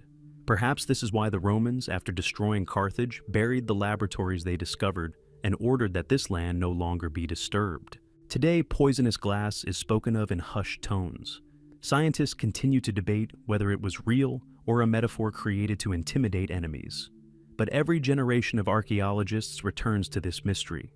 Microscopic crystals of unknown origin have been found in some sand samples taken from the ancient coast of Carthage. They glow under ultraviolet light and slowly corrode metal if left on a damp surface. This effect is too small to indicate a weapon, but too unusual to be considered a coincidence. Perhaps the legend of poisonous glass is a warning, a reminder that the ancients knew more than we think, and that some secrets were buried not because they were forgotten, but because they could not be repeated. After all, if Carthage really did create a substance capable of dissolving metal, perhaps it still slumbers underground, awaiting someone who dares to test again the power that once terrified even the Romans. A city that disappeared under the sand. When Rome razed Carthage to the ground, its legions believed they had destroyed everything. But ancient chronicles, like the traditions of African tribes, claim otherwise. They say the city didn't perish, it simply sank underground. Beneath the layers of ash and salt that covered the ruins, a second life for Carthage seems to have lingered. Subterranean galleries, vaults, tombs, and sanctuaries where no conqueror dared to descend. And if ancient records are to be believed, these secret levels of the city survived the destruction and still hold gold, relics and secrets never intended for humankind. According to legend, even before the siege, the inhabitants of Carthage began constructing enormous underground chambers known as the lower sanctuaries. These weren't just storage facilities, but rather ritual sanctuaries where the priests of Tanit and Baal descended to preserve the people's memory. Some sources claim that the entrances to these catacombs were located beneath the temples and were sealed from the inside before the city's fall. It was said that not only treasures were left inside, but also scrolls containing ancient rituals, spells, and maps, the very same ones that described Hannibal's routes and the secret routes to the Spanish colonies. After the city's destruction, the Romans began excavations, but every detachment attempting to penetrate the underground chambers vanished. One Roman report mentions that during an attempt to open the vault beneath the Temple of Baal, an entire section of the earth collapsed, and heat erupted from beneath the rubble, as if from a red-hot furnace. Legionnaires nearby reported smelling sulfur and hearing sounds like the hum of many voices. From then on, the Romans abandoned their search, declaring the area cursed. Archaeologists throughout the modern era have repeatedly attempted to find traces of this underground city. In the early 20th century, the French explorer Henri Delacroix discovered the entrance to a system of tunnels leading underground in the suburbs of Tunis. He described narrow corridors lined with stone slabs bearing the crescent moon and bull symbols, the sacred symbols of Carthage. But after several days of descent, one of the tunnels suddenly collapsed. 3 workers disappeared, and Delacroix abandoned the expedition. In his diary, he wrote, "This earth breathes, it is alive, and refuses to be disturbed." Since then, searches have been repeated many times. In the 1960s, British researchers, using ground-penetrating radar, detected anomalous voids at a depth of about 20 meters beneath the old city. The shape of these cavities was remarkably reminiscent of a street grid, but penetrating them proved impossible. Whenever drilling was attempted, sand collapsed, as if someone had blocked the passage from within. Locals said that each new excavation ended the same way. Fog rose over the excavation site at night, and in the morning, the tools were coated in a thin layer of salt, as if they had been dipped in seawater. It is hypothesized that these underground structures were not simply storage facilities, but served a ritual function. The Carthaginians, as is well known, worshipped the powers of the underworld. For them, the earth and sea were sacred gateways through which the soul returned to the gods. Perhaps the catacombs were not so much a refuge as a sanctuary where priests performed rites of the return of the spirit. This is supported by vessels found in underground niches containing traces of oil and aromatic resins, traditional ingredients of the rebirth ritual. Some modern researchers go even further, suggesting that underground Carthage may have been a technological marvel of its time. Traces of vitrification of rock, which is only possible at temperatures above 1,000 degrees Celsius, have been discovered in the walls of the catacombs. This may indicate the use of an unknown firing method, or even a catastrophe caused by a reaction unknown to the ancients. Archaeologists have found traces of rare minerals formed when copper and sulfur come into contact under high pressure. What happened in these depths remains a mystery. Folklore says that Carthage wasn't completely destroyed, but rather slept underground. There are stories of shepherds hearing the clanging of metal beneath their feet and voices calling their names. One 12th century Arab chronicler wrote that in the desert near Tunisia, he saw lights erupting from the sand and smelled incense, as if from an underground temple. He wrote, "I realized that Carthage lived beneath us, and its priests had not left." The legend of the Heart of Tanit is particularly noteworthy. According to legend, before the final assault, the city elders hid a statue of the goddess, carved from bone-like stone, in a hall beneath the main temple. A vessel containing ashes from the sacred fire of Baal was said to be placed in its chest. This vessel was called the Heart of Carthage. It was believed that until it was found, the city's spirit would remain alive. In the 19th century, a German archaeologist claimed to have discovered an underground chamber with a niche where this statue might once have stood. He described walls covered in inscriptions, among which one phrase stood out, "Dust remembers the sun." A few days after this discovery, the inscription disappeared during a sandstorm, and the expedition was abandoned. Sand truly became the enemy of anyone who tried to uncover the secret of the underground city. It was as if it were alive, ready to cover every trace. Scientists attribute this to the climate and tectonic processes. Underground voids gradually fill with shifting sand masses. But for those who believe in legends, this isn't just nature, it's protection. Carthage, they say, protects itself from outsiders. There's another theory. Some historians suggest that underground Carthage was connected to a water supply system and secret tunnels leading to the sea. It was through these tunnels that the city's last inhabitants may have fled the Romans. Perhaps this is where the priests took refuge and transported their sacred relics. But if so, why has no one found these exits? Why are all archaeologists left with our empty wells and fragments of burnt stone? There is no answer. But each new generation of researchers returns to this mystery, and every time someone descends underground in search of Carthage, a strange silence fills the air, as if a city truly does sleep beneath the sands, ready to awaken. Perhaps one day archaeologists will find the entrance leading to those halls where the unquenched fire of Baal still burns. Or perhaps they will discover only emptiness, the trace of time that has erased everything. But, as one ancient African chronicler wrote, Carthage did not perish. It went to where the sun does not blind, where the gods sleep until men forget their names. And while the wind carries the scent of salt and incense across the desert, it seems as if something ancient truly breathes beneath this earth, its heart still beating in the darkness. Black Salt Ritual. In the spring of 146 BC, Carthage fell. The city, once a shining figure on the shores of Africa, was reduced to a smoking field of ash. The Romans celebrated their victory, but amid their banners and torches, a sense of unease hung in the air. No one expected the destruction of this city to evoke within them a strange sense of dread, as if, along with Carthage, they had destroyed something greater than an enemy. The ground beneath their feet smoked, and the air was heavy, as if the very soil resisted. Then the Romans performed a ritual unparalleled in their history, the rite of black salt, which became a symbol of final victory and eternal damnation. Legend has it that after 6 days of plundering, Scipio Aemilianus, grandson of the same Scipio Africanus who defeated Hannibal, entered the city. He climbed the ruins of the citadel and looked upon the dead city. According to the historian Appian, at that moment, Scipio wept and uttered words that later became prophetic. "The day will come when Rome will fall, as Carthage fell." These words were more than just an expression of compassion. They marked the beginning of a rite that would wipe Carthage from the face of the earth, not only in body, but also in spirit.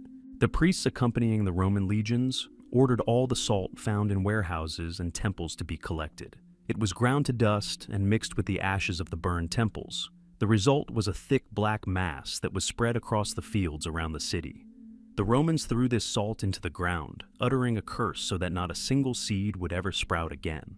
In this way, they attempted to symbolically erase Carthage from the world of the living. The ritual lasted for several days. Warriors walked in rows, scattering salt and whispering, "Ut Carthago delenda sit," let Carthage be erased. Many historians considered this ritual a late invention, but archaeology has provided surprising confirmation. Excavations at the site of ancient Carthage have indeed uncovered layers of soil with abnormally high salt and carbon content. Even after 2,000 years, this land remains barren. Scientists explain this chemically. Salt destroyed the soil structure, and soot altered the acidity. But locals are convinced it's not a chemical matter. They say the earth remembers pain, and that every grain sown in these fields rots not from moisture, but from memory. The Romans believed that black salt connected the world of the living and the world of the dead. In their magical traditions, salt purified and protected. But in this case, it became a weapon of exorcism. The priests believed that the spirits of the dead Carthaginians would rise if their land wasn't sealed. The ritual was intended to transform Carthage into an eternal desert, devoid not only of life, but also of memories. However, the result was the opposite. Instead of forgetting the city, people began to speak of it even more often. The curse became part of Rome's memory. There are records that several months after the city's destruction, soldiers who participated in the ritual began to fall ill. They developed skin ulcers, their eyes became inflamed, and their nails turned black. This was considered punishment for desecrating the sacred sites. Rumors circulated that particles of poisonous glass and ashes from Tanit's sacred fires remained among the ashes. Even years later, travelers complained of a strange sensation, as if dust hung in the air, drying out their throats. People called it the breath of the goddess. Late Roman chronicles record strange lights blazing over the site of Carthage for a long time. These were believed to be the souls of the dead who had refused exile. One day during the new moon, a Roman garrison stationed in Africa saw the entire land above the ruins glow with a crimson light. The terrified soldiers abandoned their camp and never returned. After this, the site of the city was abandoned for almost 100 years. During the Christian era, missionaries arriving in Africa attempted to build a church on the ruins, but the foundations continually sank and the walls cracked. People said the land couldn't support any new temple. Only centuries later, when sand had covered most of the ruins, did grass begin to grow again. But even today, almost nothing blooms there. Scientists explain this as a natural result of the salt layer in the soil, and locals still say, where salt has been mixed with the dead, the sun doesn't warm. Some historians see the black salt ritual not as magic, but as an act of psychological violence. The Romans understood that for a people who believed in ancestral spirits, the destruction of the land was tantamount to the destruction of the soul. By salting Carthage, they not only eradicated their enemy, but also left an eternal mark on collective memory. Every time the Romans uttered the name Carthage, they recalled the taste of salt on their lips and the smell of burnt blood.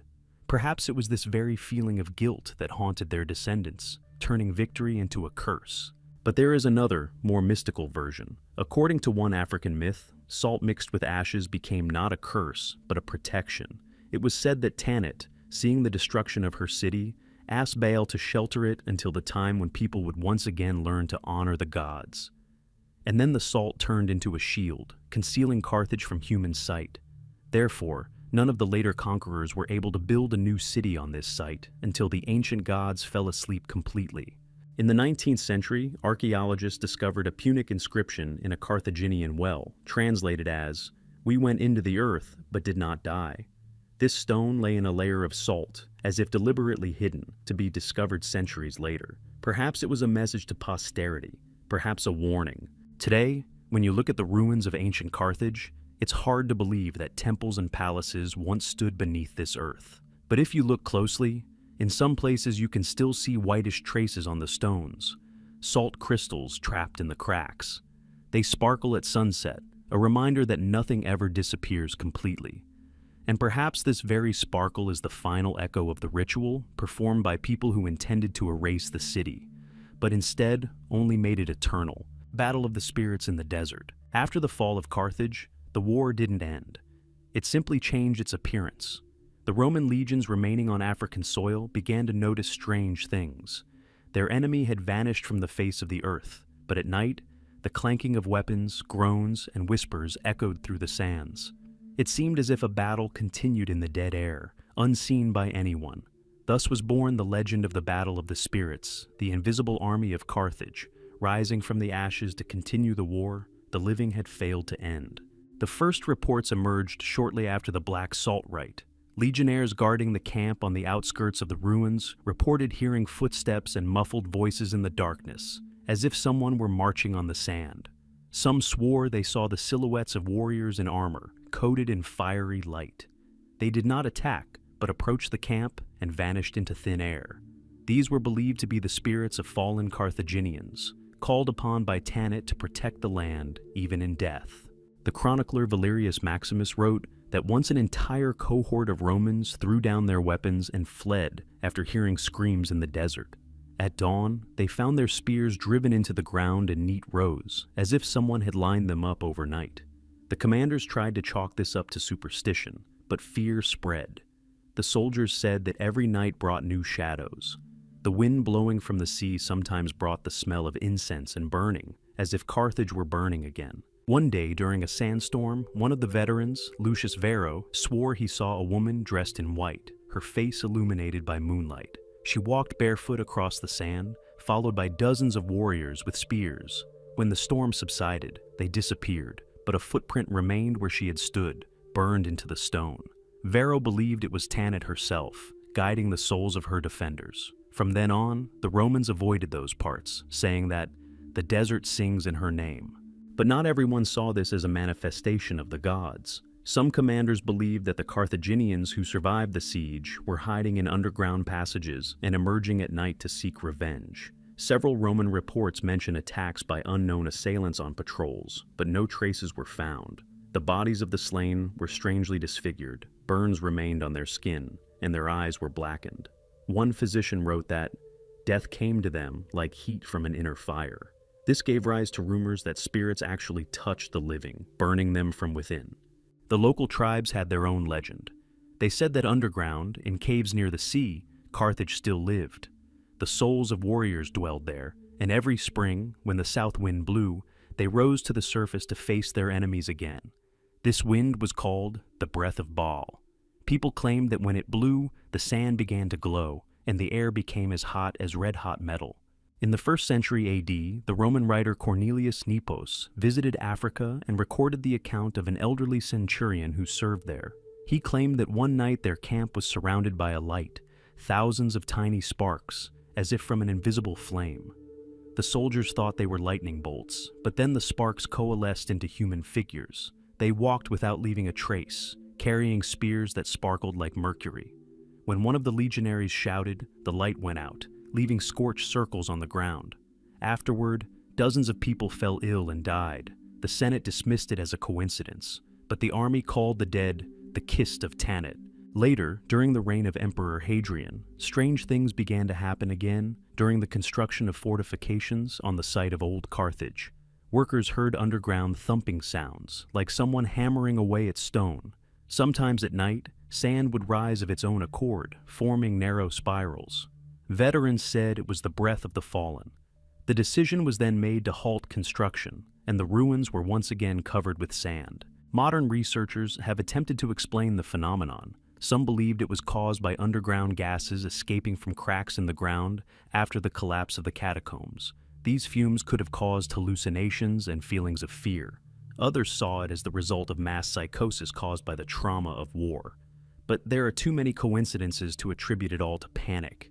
In the 19th century, French archaeologist Paul de Loret conducted excavations near the ancient port of Carthage. One night, his team heard a loud clanging sound, like spears being struck.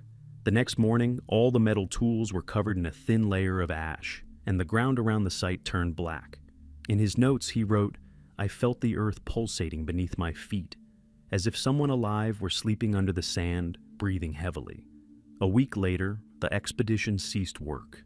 De Loret died shortly after returning to France, and his documents were not published for a long time. The legend of the Battle of Spirits still lives on. Tunisian locals say that sometimes at night, when the air is particularly dry, a soft ringing sound, like the creaking of metal, can be heard from the sands. If you listen long enough, you can discern a rhythm, like the footsteps of an army.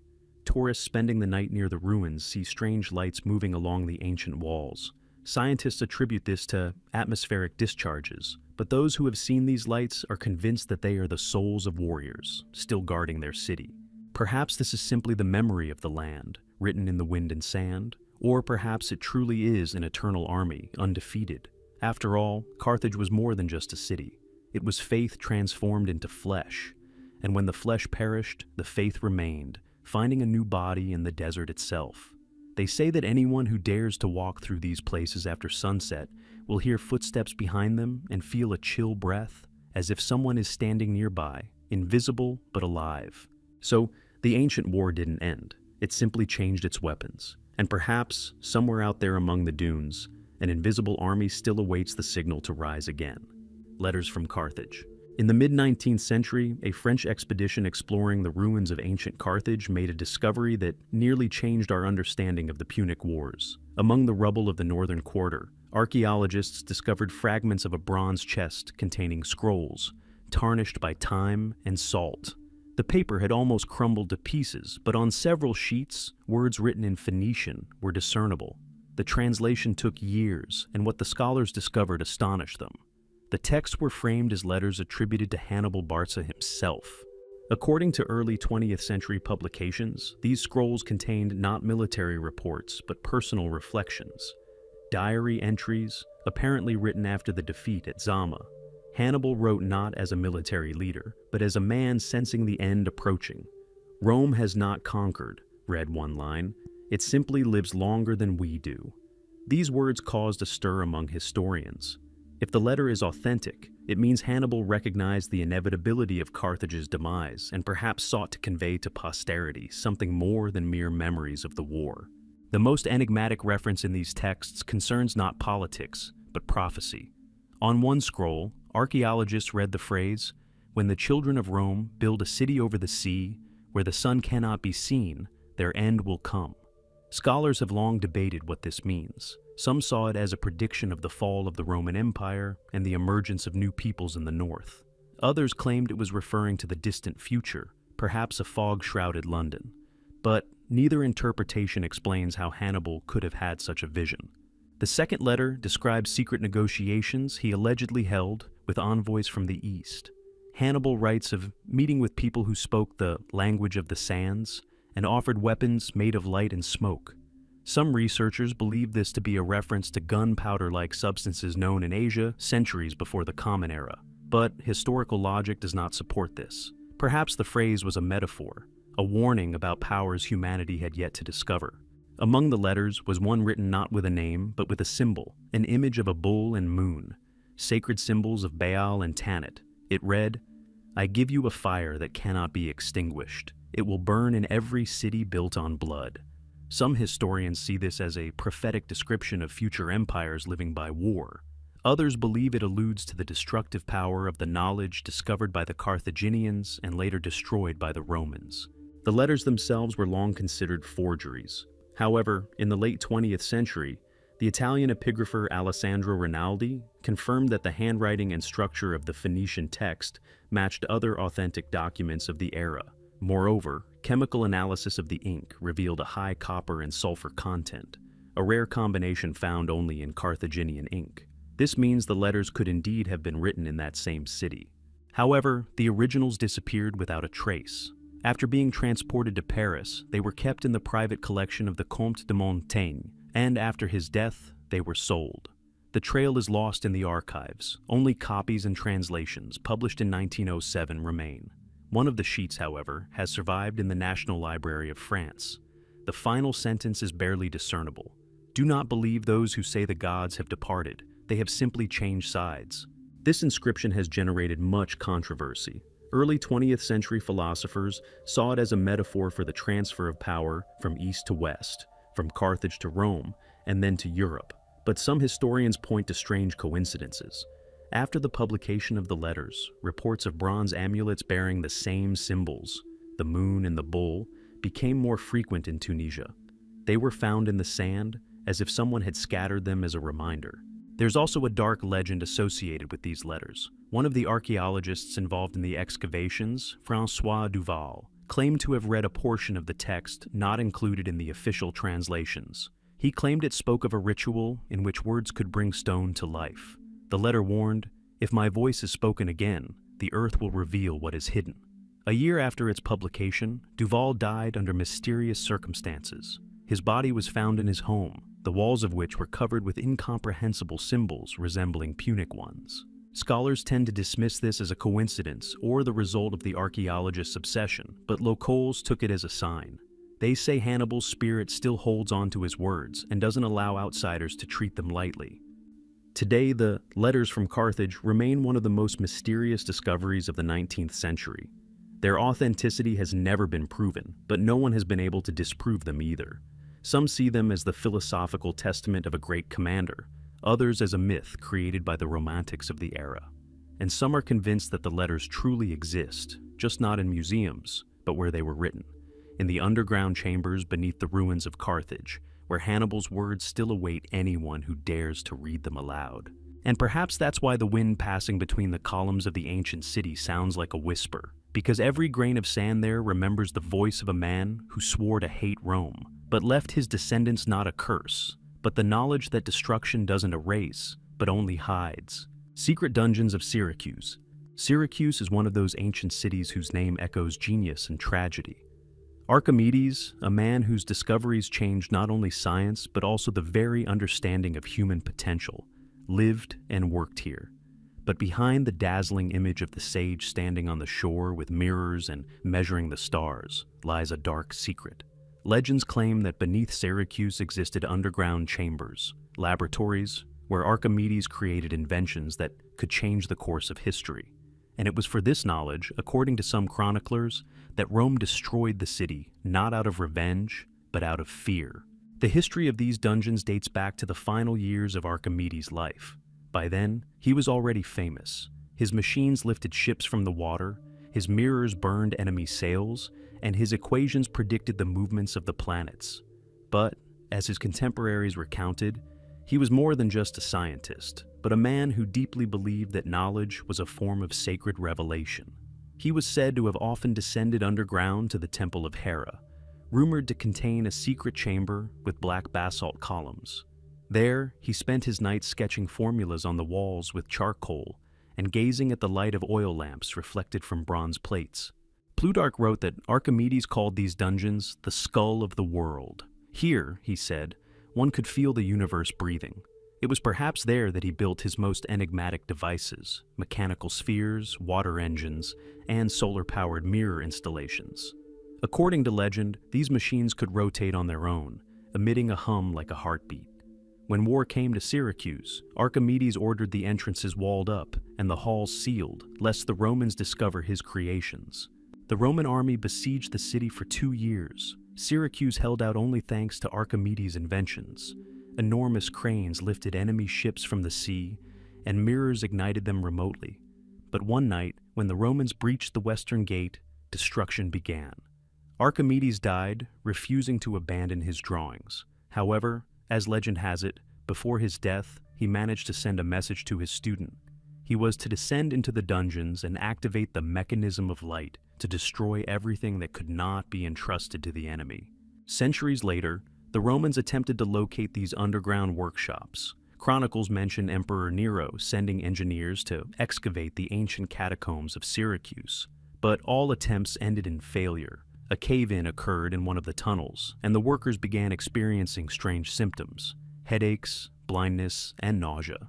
Modern researchers speculate that mercury or lead vapors left over from Archimedes' experiments could have been the cause.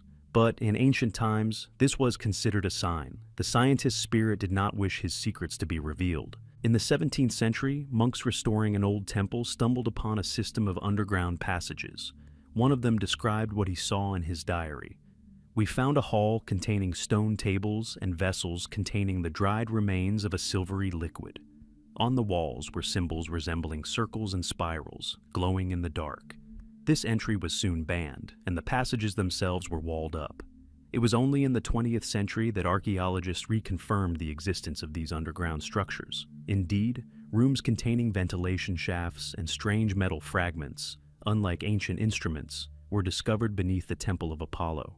Some researchers have put forward a bold hypothesis. Archimedes may have created a prototype thermal engine that harnessed solar heat.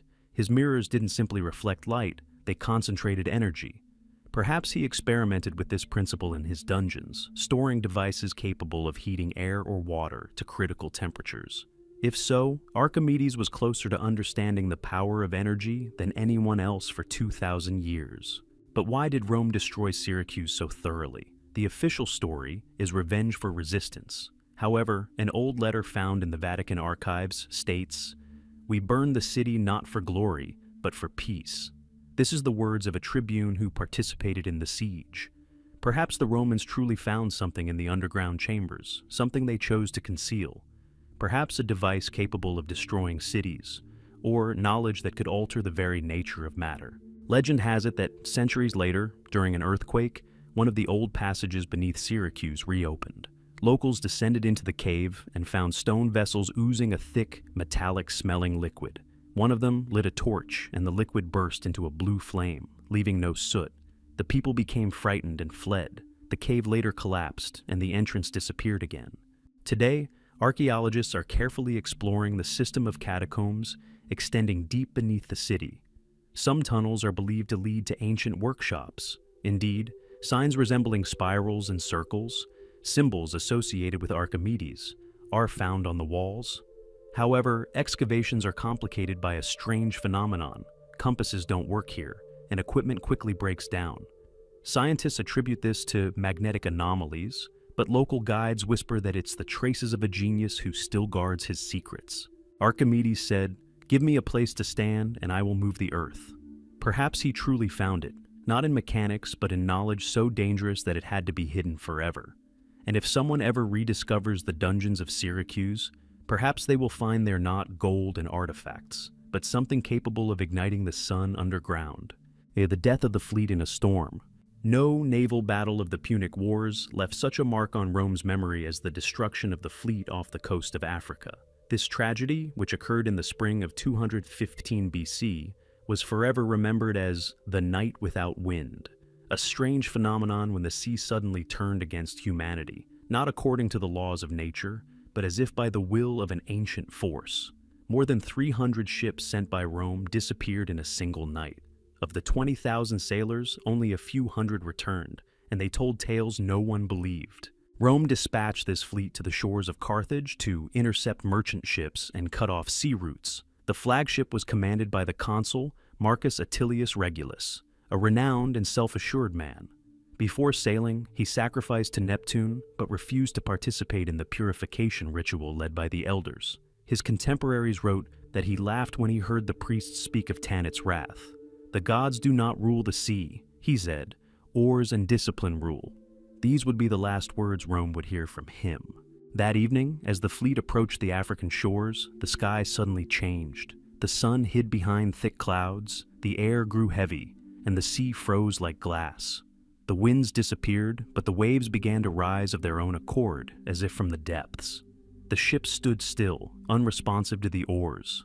The sailors reported hearing a low rumble, like a distant moan, and seeing lights underwater, slowly moving like the breath of a monster. Soon the sky flashed green. Chronicles claim the lightning struck not from above, but from beneath the sea. Immediately afterward, a hurricane arose, tearing sails and breaking masts. But the strangest thing was that the wind didn't blow in one direction. It swirled, creating a spiral, as if someone were spinning it with an invisible hand.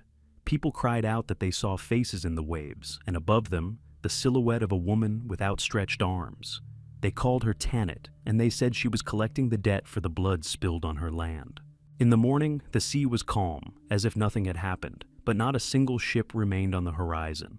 Only splinters, broken oars, and dark oil flowing toward the shore remained as reminders of the disaster.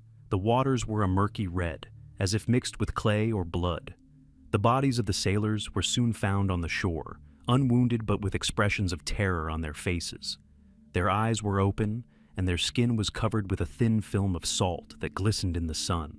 Rome sent a new vessel to investigate the site of the tragedy, but it returned just a day later. The commander declared that the sea there sings.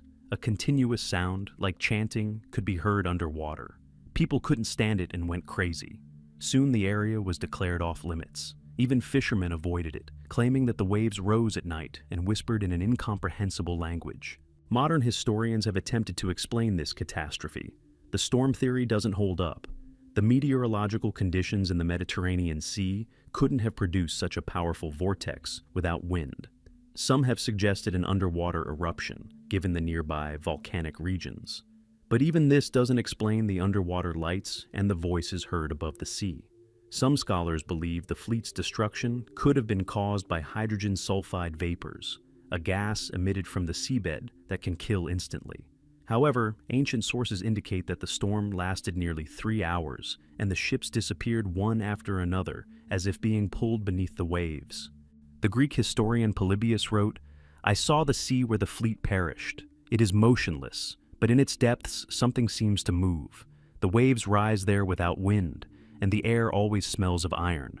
This smell is one of the most mysterious elements of all history. Both the Romans and the Carthaginians sensed it. Legend said it was the breath of Tanit, saturating the sea with the blood of her enemies." Later, during the Roman Empire, one of the Roman engineers working in the area claimed to have seen strange phenomena off the coast. The water there seemed to boil, although there was no fire or sun. He suggested a subterranean cavity beneath the sea, containing gas or a heat source. But locals claimed the underwater depths were the gates of Carthage, leading to its sunken temples. An ancient Arabic manuscript from the 13th century describes a sea collapse in the same area. The author wrote that during the night, the water rose like a wall and disappeared into the sky. For 3 days afterward, fish with melted scales were found on the shore. Modern geologists speculate that a gas explosion and ignition, a rare natural phenomenon, may have occurred at this location. But legend claims that this occurred again precisely on the day that marked 2,000 years since the destruction of the Roman fleet. Today, divers exploring the seabed off the coast of Tunisia have indeed discovered unusual structures. Enormous rock fragments standing at an angle, like the remains of walls. Between them lie bronze objects coated in salt crystals. Some of them are anchors and spearheads of Roman origin. But nearby, something no one has been able to explain was found. Smooth stone slabs engraved with symbols of the moon and star. They clearly do not belong to Rome. Scientists cautiously speculate that, after the storm, parts of Carthage's temples sank to the bottom, washed away by the waves. But proponents of mystical theories are certain the storm was not natural, but caused by an ancient curse. After all, according to legend, it was in that very spot that Tanit's sea altar stood, where sacrifices were made before the departure of Hannibal's fleet. And when the Romans invaded these waters, the goddess simply took over. Fishermen sometimes still tell stories of how, when the sea is calm, the sea there becomes mirror smooth, and if you look down, you can see the silhouettes of masts and flags, as if the ships were still at the bottom, motionless. They call this place Quiet Bay, but at night, a faint glow often appears above it, and then people leave without looking back, because they believe that those who drowned in that storm never found peace. They wait for someone to disturb their sea again, so they can repeat their return. Perhaps this is just a legend, or perhaps the sea truly remembers. After all, it is the only witness to the fact that man dared to challenge forces that neither forget nor forgive. And if one day the calm is replaced by a sudden roar, it will mean that Carthage has remembered its enemies. Oracle of War. Long before Rome and Carthage clashed in their fateful struggle, there existed a place where, according to the ancients, the breath of the future could be heard. It was a sanctuary hidden in the mountains of Numidia, in northwest Africa, known among local tribes as the House of Shadows. Priests from both civilizations came here to ask the same question: who would win? And though the answer was never straightforward, those who dared to listen returned from this place changed. They claimed to hear a whisper that was not human. It was this whisper that would later be called the Oracle of War. The sanctuary was located in a cave whose walls were coated with salt and copper crystals. When the wind blew through the narrow crevices, the cave began to emit sounds resembling human voices. Locals believed these were the gods speaking to the earth. The Romans, however, upon first hearing these sounds, concluded that demons lurked within. According to legend, it was here, decades before the Punic Wars, that Carthaginian priests received a prophecy foretelling their downfall. He who sets the sea on fire will drown in ashes. He who conquers the land will perish by the wind. When Hannibal was preparing to march across the Alps, he also visited this place. Polybius's chronicles make an indirect reference to a night journey to the spirits of Numidia. He wrote that the general descended into the cave alone and remained there until dawn. No one knows what he heard, but upon his return, Hannibal ordered his priests to remain silent about the future. Some believed it was there that he learned of his destiny, to conquer, but not to hold. Later, when Rome had triumphed, Roman senators went to the same oracle. They wanted confirmation of their eternal power. But legend has it that only one man emerged from the cave, trembling and pale, and said, "Carthage has fallen, but you will become it." These words were recorded but soon destroyed, because the Senate considered them blasphemous. There are many theories about who created this sanctuary. Some attribute it to the Phoenicians, others to even more ancient peoples who existed long before the founding of Carthage. Archaeologists have indeed found traces of ancient carvings, symbols of the sun, moon, and a boat crossing the waves. This may be an altar associated with the cult of Baal. Clay vessels containing oil and ash residue were found in some niches. Presumably sacrifices were made here to hear an answer. But there's another far more disturbing theory. 20th century researchers suggested that the oracle was a natural phenomenon. Wind passing through salt and copper crystals created acoustic resonances. These sounds can indeed cause hallucinations, and the sensation of hearing voices. If so, then ancient priests harnessed the power of nature, transforming it into a mystical tool. However, there's a strange coincidence. Almost everyone who explored the cave complained of headaches, nausea, and nightmares. One of them wrote in his diary, "It breathes. When you stand in the dark, it feels like the cave is looking at you." According to Arab chronicles in the 7th century, one of the caliphs ordered the cave's entrance sealed because people who visited it returned mad. Even after this, local Bedouins claimed to hear a roaring sound coming from there at night, and the sand around it always remained warm, as if from the breath of a subterranean beast. The most mysterious legend about the cave is connected to the final days of Carthage. They say that before the siege, a man came there again, not a warrior or a priest, but an old scribe who served at the temple of Tanit. He brought an amphora of salt and ashes and asked the spirits if the city could be saved. At dawn, he was found dead at the entrance, and on the wall where the light usually reflected, a new inscription appeared. "Salt will become blood, and ashes will become earth." A few days later, Carthage burned.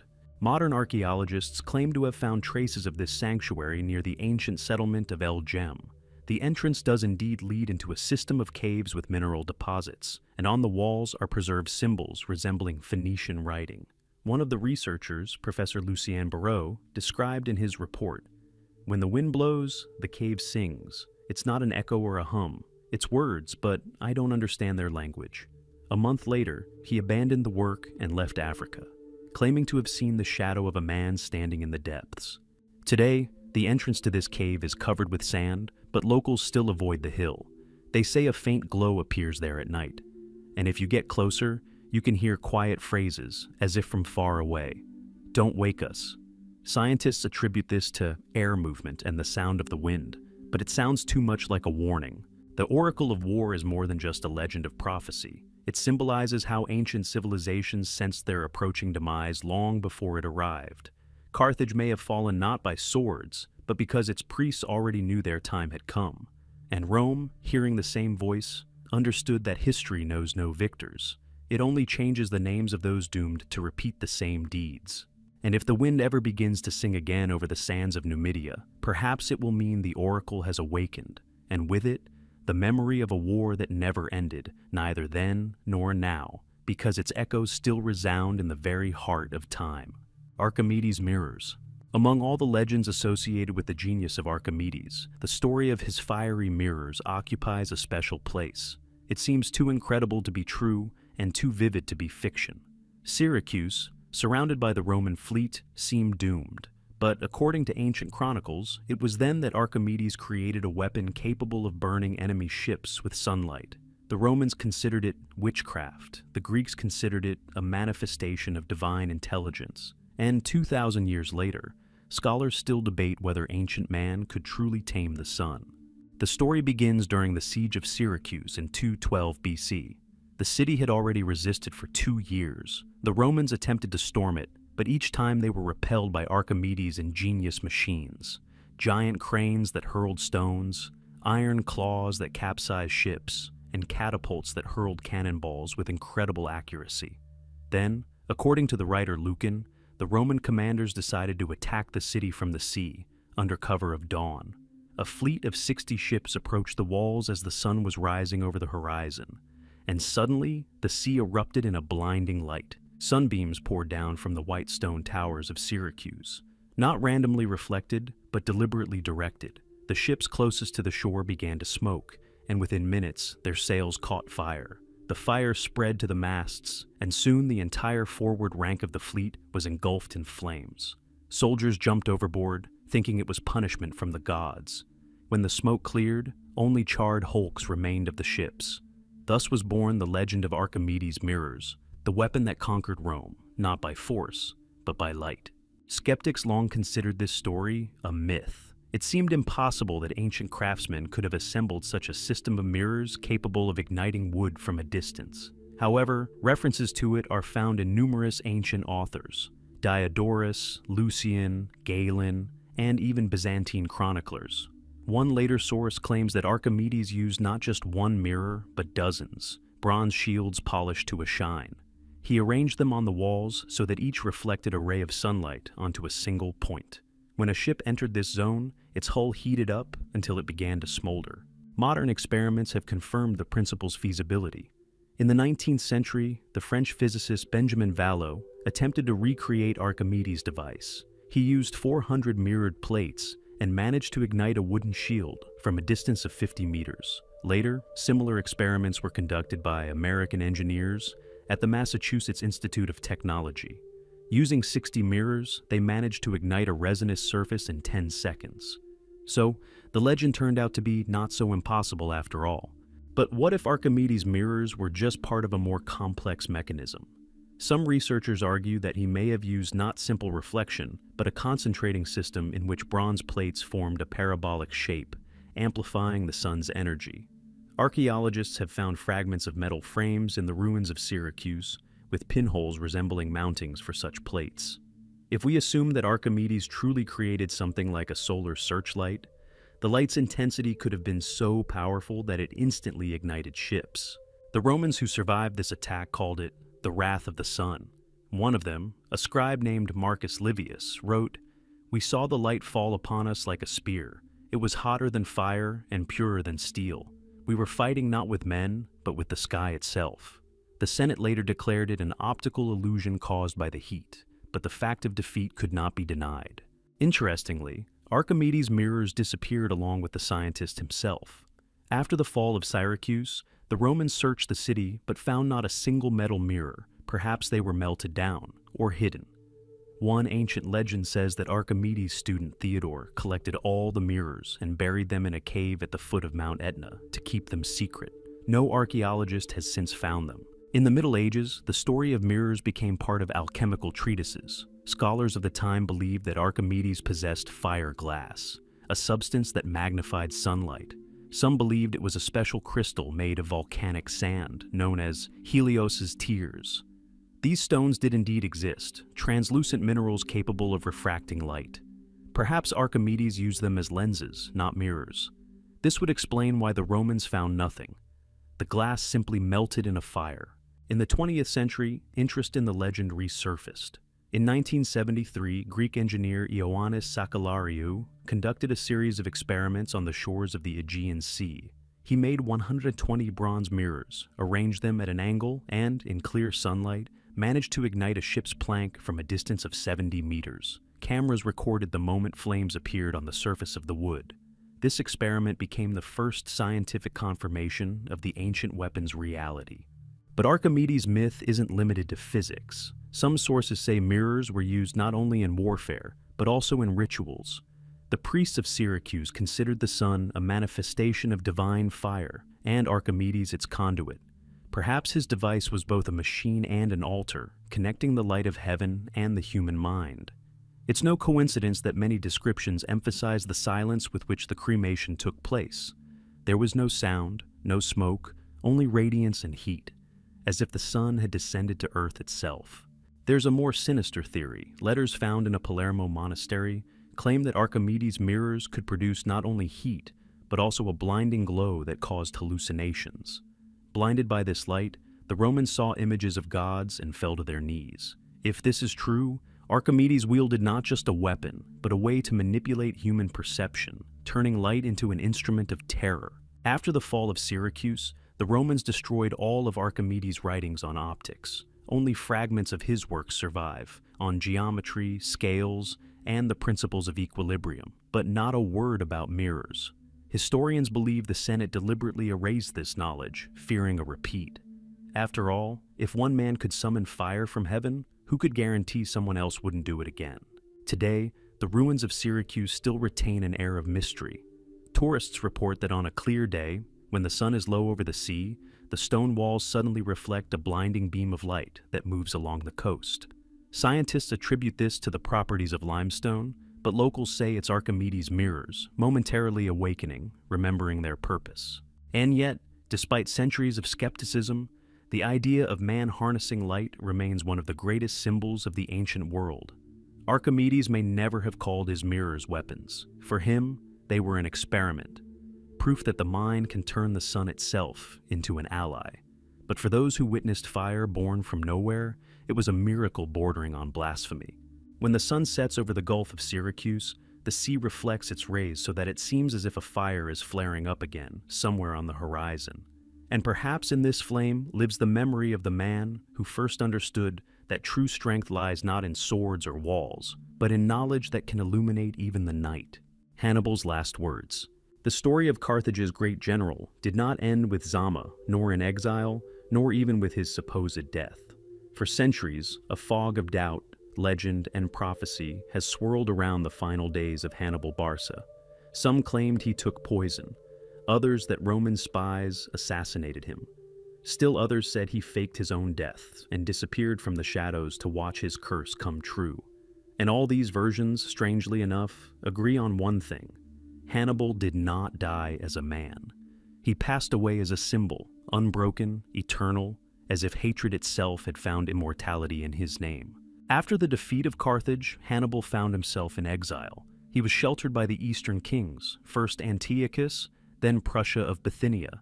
He lived in foreign courts, but remained a stranger everywhere. Spies sent by Rome gathered around him, and everyone knew his days were numbered. Contemporaries described him as a man whose face had lost its peace.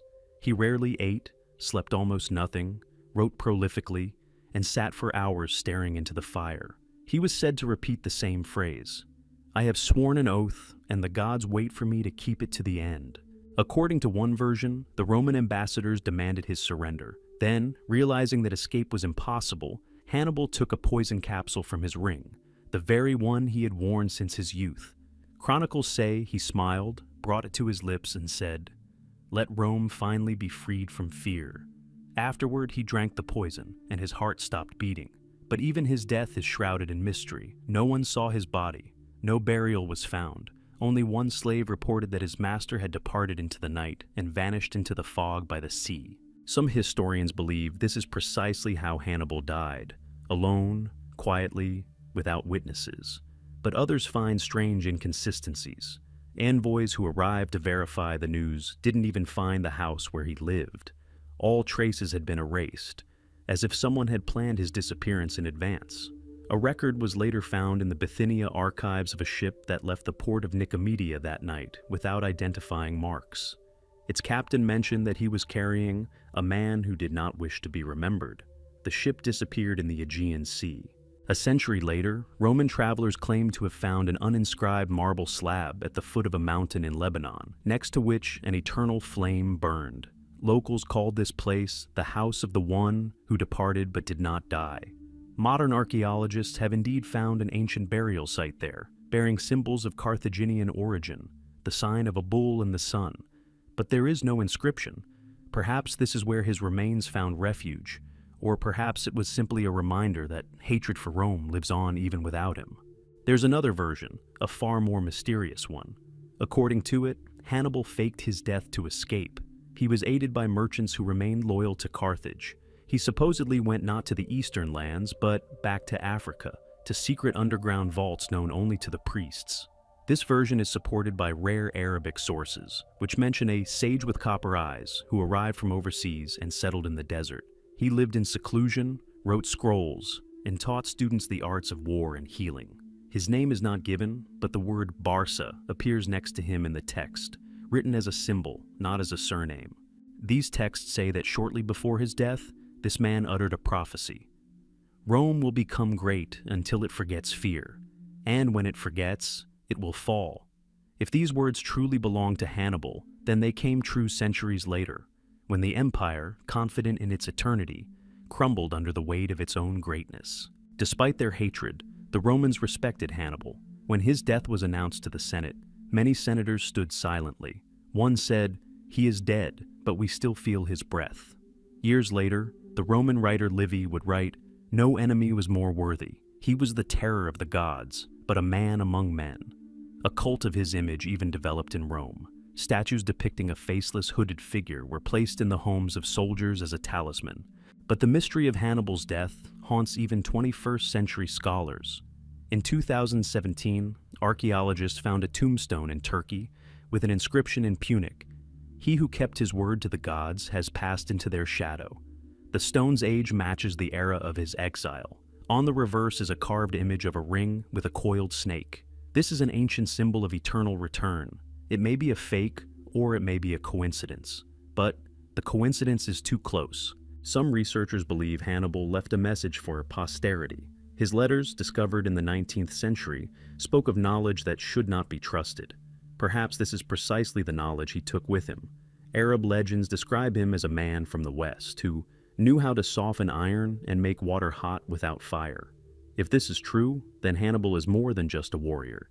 He is the bearer of ancient knowledge, possibly transmitted to him by the priests of Carthage. There's another legend, quite incredible. It says that on the day of his death, a whirlwind of fire and smoke appeared over the sea, rose into the sky, and vanished. Fishermen saw it as the figure of an armored man, floating on the waves. It was believed to be Hannibal's spirit returning to the gods. Afterward, a storm raged for 3 days, and the sea washed ashore with only one object, a bronze ring engraved with the word, "Revenge." This ring is now kept in a museum in Tunis, but its origin is unknown. The metal it's made of doesn't match the local ore. Whatever happened that night, Hannibal's death remained not a proven fact, but a legend. Perhaps he truly did take poison, perhaps he disappeared, or perhaps he simply became a symbol of what cannot be killed. After all, as one ancient chronicler wrote, "Rome defeated Carthage, but not Hannibal, for Hannibal is the very memory of war." And when we pronounce his name today, the sound still echoes the oath sworn as a boy at the altar, a vow that became the shadow of an empire. His last words, if legend is to be believed, were not about revenge, but about time. Let the gods judge not those who lost, but those who forgot why they fought. And perhaps that is why history has never closed his book. Because Hannibal didn't die, he simply went where there are no victors. The revival of Carthage. When Rome razed Carthage to the ground, it seemed the city's history had ended forever. The land was covered with salt, the temples burned, the streets reduced to ashes. And yet, centuries later, a city arose again on the same spot.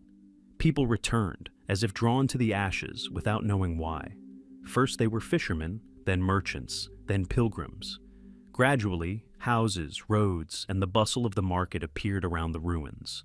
The Romans said that the spirit of Carthage could not be destroyed, it could only be put to sleep. But when, in the 4th century BCE, the wind once again began to stir dust from the ruins, people realized the curse had ended, or perhaps it had simply changed form. The city's first revival occurred under Julius Caesar. According to chroniclers, he once stood on Berza Hill, where Hannibal's citadel once stood, and said, "This land is too beautiful to be dead." He ordered the founding of a colony here, New Carthage, a city for veterans and merchants. Architects leveled the ashes, cleared the ruins, and began rebuilding. But locals said they heard voices at night, as if someone were whispering underground. Horses refused to go near the old temples, and workers reported the smell of incense and sulfur rising from the earth. When Caesar was assassinated, construction ceased, but the city did not disappear. People continued to settle on the cursed land, and Carthage gradually came to life. By the time of Emperor Augustus, it had become one of the largest cities in Africa. Its ports once again filled with ships, its markets with spices and fabrics, and its streets with laughter. It seemed as if Tanit herself had forgiven everything and allowed the city to return. But beneath the surface, life was different. Every time new foundations were dug, bones, fragments of statues, and vessels of hardened resin emerged from the earth. People tried to leave them alone. People believed that if they disturbed the old Carthage, the new one would begin to perish. In the 2nd century AD, Christian missionaries chose Carthage as their center. They saw it as a symbol of the rebirth of the soul, but even then, a strange peace hung over the city. Local bishops wrote of an invisible shadow hindering the people's conversion. It was said that at night, by the sea, the clanging of metal could be heard, as if an army were marching again somewhere in the depths. These stories continued even after Christianity had finally displaced paganism. The Chronicles of St. Augustine, who was born nearby, contain the words, "The city, reborn from the ashes, bears within itself the memory of fire." Over the centuries, Carthage fell and rose again. It was destroyed by the Vandals, rebuilt by the Byzantines, burned by the Arabs, and restored by the Franks.